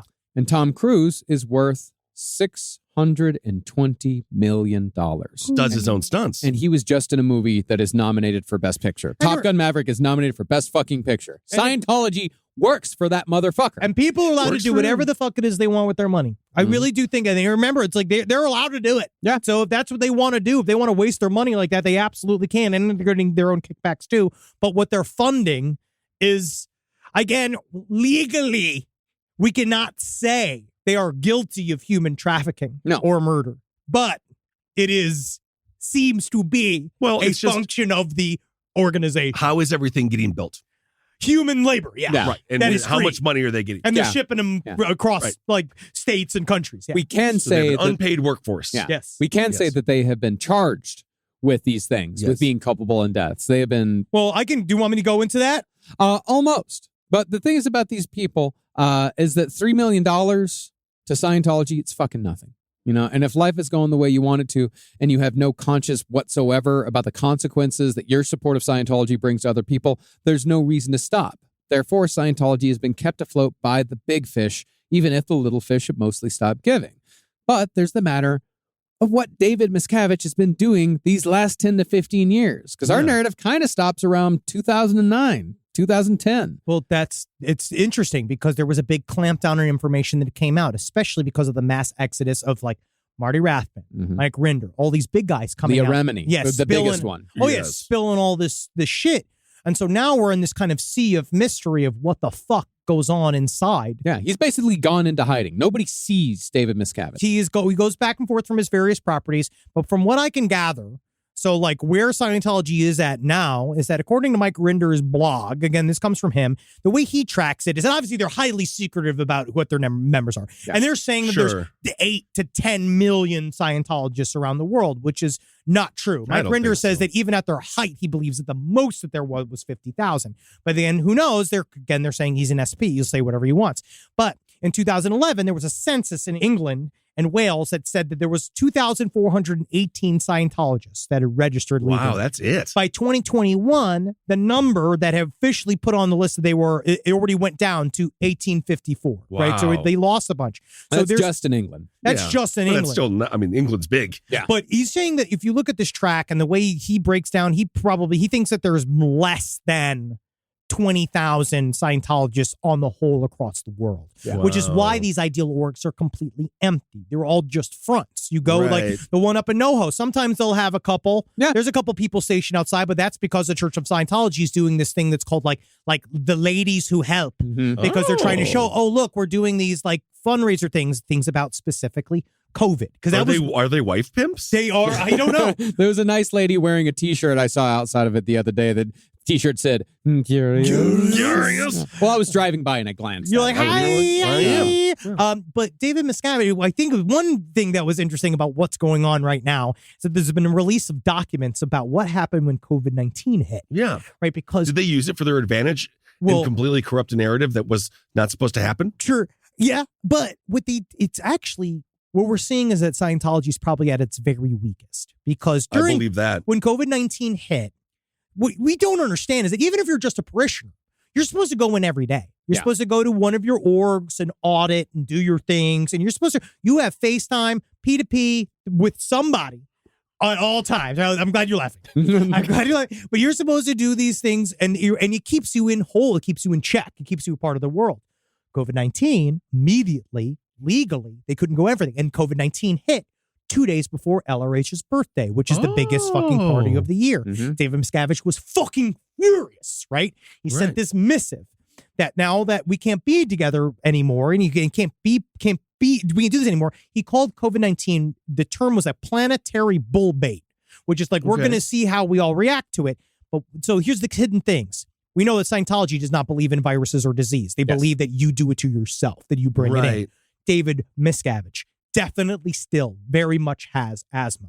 Severe asthma. No, it's not true. Yeah, that wouldn't work. Yeah, and so COVID-19, what does it do? One of the big things, especially when it first came out, they're saying that it's going to fuck with people with asthma. Right. David Miscavige is incredibly scared of COVID-19, even though ostensibly he's supposed to say it doesn't exist, playing kayfabe if it was real. But instead, he says, what we're going to do is they want to see how Scientology is going to react during this. So he sent out the CDC guidelines repackaged as if it was Scientology's guidelines.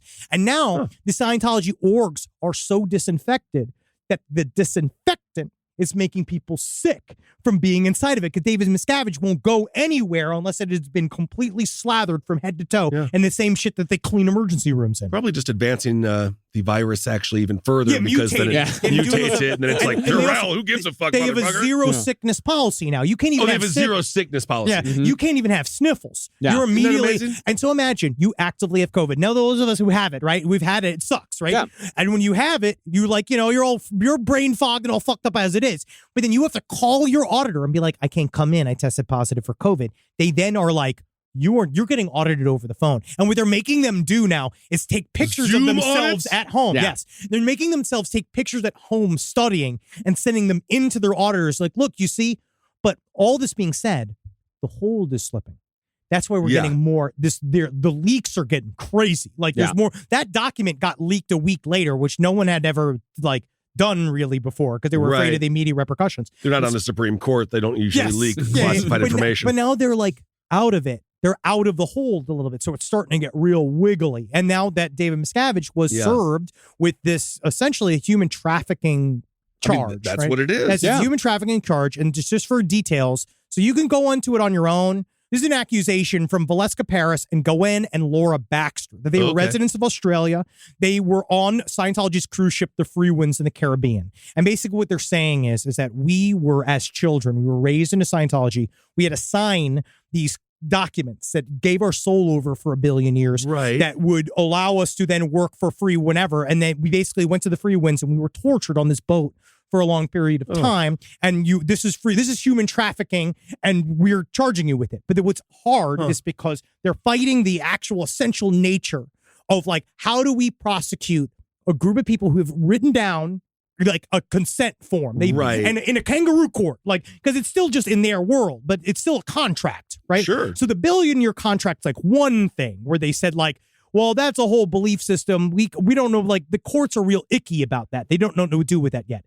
But there's another clause that Scientology makes you sign, which is an arbitration clause that basically says you promise to handle any arbitration for what you feel as a malfeasance of Scientology within Scientology, not like in the court system, like you're supposed to. So what they're fighting is they're saying that they signed this arbitration document that said that like they can't like sue us. They literally can't. They sign their rights away. And what they're trying to say is like, but does it count if you sign a contract, quote unquote, under duress? Under duress, and we don't know. And so now they're really like, this is this. Also, they were children. They were under 18 when they signed this, right? So technically, it doesn't matter. But it's a really belief system. It's a whole thing. So that's why they're hyper hesitant. We believe in human trafficking. See, we believe it. But again, he's accused of these crimes. Right. So he is not yet guilty of these crimes. But it is an interesting idea of like, and it's also why the FBI is so hesitant to go and start busting on Scientology, because it's really hairy to get into the fringe religion movement. As we just talked about. In Waco. Billionaires. Oh, yeah, and billionaires. They got plenty of money to throw into the process. And also, like, Mike Rinder brought up a good point where it's like, any FBI agent knows that as soon as I attack Scientology, that's the next 10 years of my life. Yeah. Is unhatching, is trying to break this up. Look at the dude who fucking cracked the Monopoly game scandal. That took 4 years. It took 4 years. That was a fun one. That's fun. Yeah. That's the thing is that, it does seem like the cracks are starting to show when it comes to David Miscavige's Scientology. Yeah. People are... His version, Yeah, the people are leaving. The documents are being leaked. He's getting served. People are chasing him down to serve him. So his reign may be nearing an end. And when it does end, I, for one, am fucking fascinated to see where Scientology goes from here. I just wanted to start a baseball team. As the new head of Scientology, I'm bringing in Friday Fish Fries. I honestly make it fun. Dude, I'll do it. I'll take care. join with you. Right, I want that. I mean, even if Miscavige manages to hold on for another 10 years or so, the rich celebrities will remain. Additionally, Scientology still owns all that real estate, and their tax-exempt status doesn't seem to be going anywhere. It is far too large to be taken down by, the fall of their leader. Someone is going to succeed David Miscavige, just as Miscavige succeeded L. Ron Hubbard. Yeah, I mean, who knows? Yeah, and I, for one, wouldn't be surprised if Scientology is still going a fucking century from now. Is it going to be Tom Cruise? I don't think he wants that responsibility. I don't think so. I don't think you can fly jet planes and skydive all that much. You notice he hasn't said very much about Scientology, and then Judd Apatow made that joke about him, and then Gerard Carmichael made the joke about Sally Miscavige. It's really starting to come out in the open. Tom Cruise, he hasn't said fucking shit, really. Yeah. But I do think that the longer Miscavige stays in charge, the less of a chance Scientology has of making it to the century mark. But what I find most fun about Scientology is that they are now eternally on the defensive. Even if they stay dormant for years, as they did after Leah Remini launched her attack in 2013, their reappearance inevitably draws negative attention every single time. Hell, we're doing this series now partly because we were inspired by David Miscavige's star turn in a new Scientology ad campaign last November. We got reminded of the dickhead's existence. Like, oh yeah, we were going to do a fucking David Miscavige series. Yeah. They do not have a lot going on, judging by the fact they called all three of us. Yes. Multiple. They called all three of us multiple times. And why the fuck did they call you before they called me? Buddy, the internet. Again, Ben? they smelled in the water. Yeah. We can flip them. Yeah. Ben got called at 5:07 p.m. I got called at 5:09. I was called at 5:07, 5:09 as well, so that was a busy minute for her. Mine was 5:13. and then at 5:30. Yeah, but they don't know I don't answer my phone. Yeah, me neither. So, boom.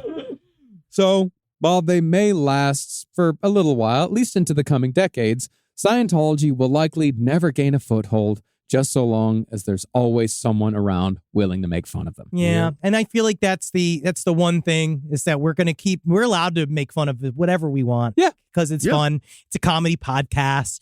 But we definitely came with a lot of bullshit. Mm-hmm. And you should read it some of yourself. If you're a Scientology member that is now currently listening this, scanning, right, for whatever you're being told to do, like, dude, lady, it's better outside of it. You know what I mean? Like, absolutely. Just hear what we're saying. I could have flipped Right, that it's- chick if I would have answered. Maybe, yeah, I know sure. it. But I was like, hear what we're saying. It's so, again, it's legal. You're allowed to do whatever the fuck it is you want with your Satan containing husk. You're allowed to. But just we're trying to help you before something really bad happens to you. Because unfortunately, it seems the more people stay and the longer they stay in this organization, the worse it is for them and their families. Yes, absolutely. Help the Scientologists out there in the Help street. a Scientologist. Be nice to the Scientologist. If somebody is out there trying to give you an e-meter reading, trying to give you a personality test, don't be mean to them. They sound afraid. Yeah. Really, that's what it is. The fear comes across. Yeah. The desperation comes across. You're not operating from a place of power right now. Be Unless your empathetic, father please. is Joseph Fritzl, you should never be separated from your family. You're right. Yes. That would be a massive red flag. Absolutely. But And, yeah, go and read take care of any one yourself. of these fucking stories that we covered, like,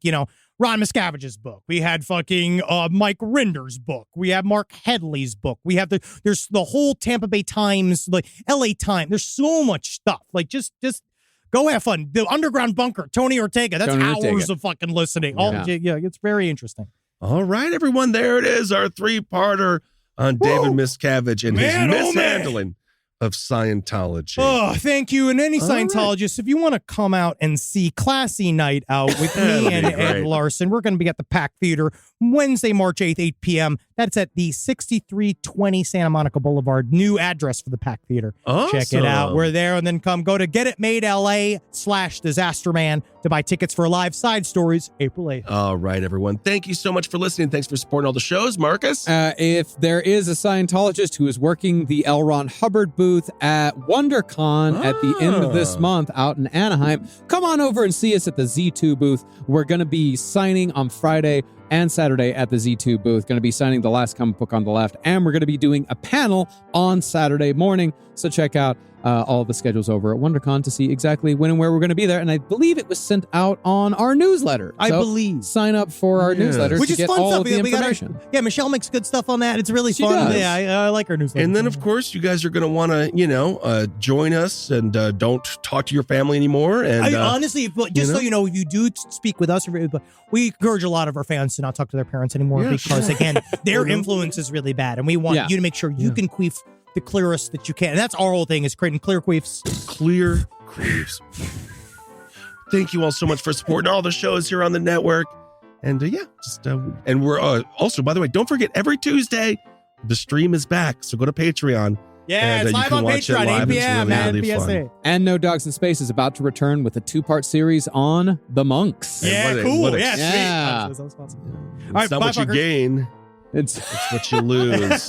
All right, everyone, hail yourselves. Hail Satan. Again. Hail me. And thank you, Satan, for giving me the strength to be a fucking warrior for truth. I am every day. I'm your soldier, buddy. Wow. I'm your fucking shoulder. All You right? just completely derailed the past 3 episodes. Yeah. Yeah. Yeah, really did. Especially when you told Satan that you were his shoulder. Yeah, you were his shoulder. I've been talking for a long time. All right, everyone, hail yourselves. Talk to you soon. Bye. This show is made possible by listeners like you. Thanks to our ad sponsors, you can support our shows by supporting them.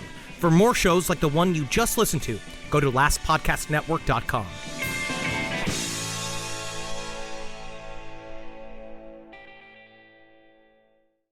Paragold has luxury homes' largest selection of outdoor furniture, lighting, decor, and more. Access more than 2,000 of design's best brands with beautiful all-weather pieces in every style, from traditional to modern. Plus, enjoy free design services and full-service delivery on most items. Shop in-store and online at Paragold.com. Paragold. Luxury lives here. Suffering from dry, tired, irritated eyes? Don't let dry eyes win. Use Systane Pro. It hydrates, restores, and protects dry eyes for up to 12 hours. Systane Pro. Triple action dry eye relief.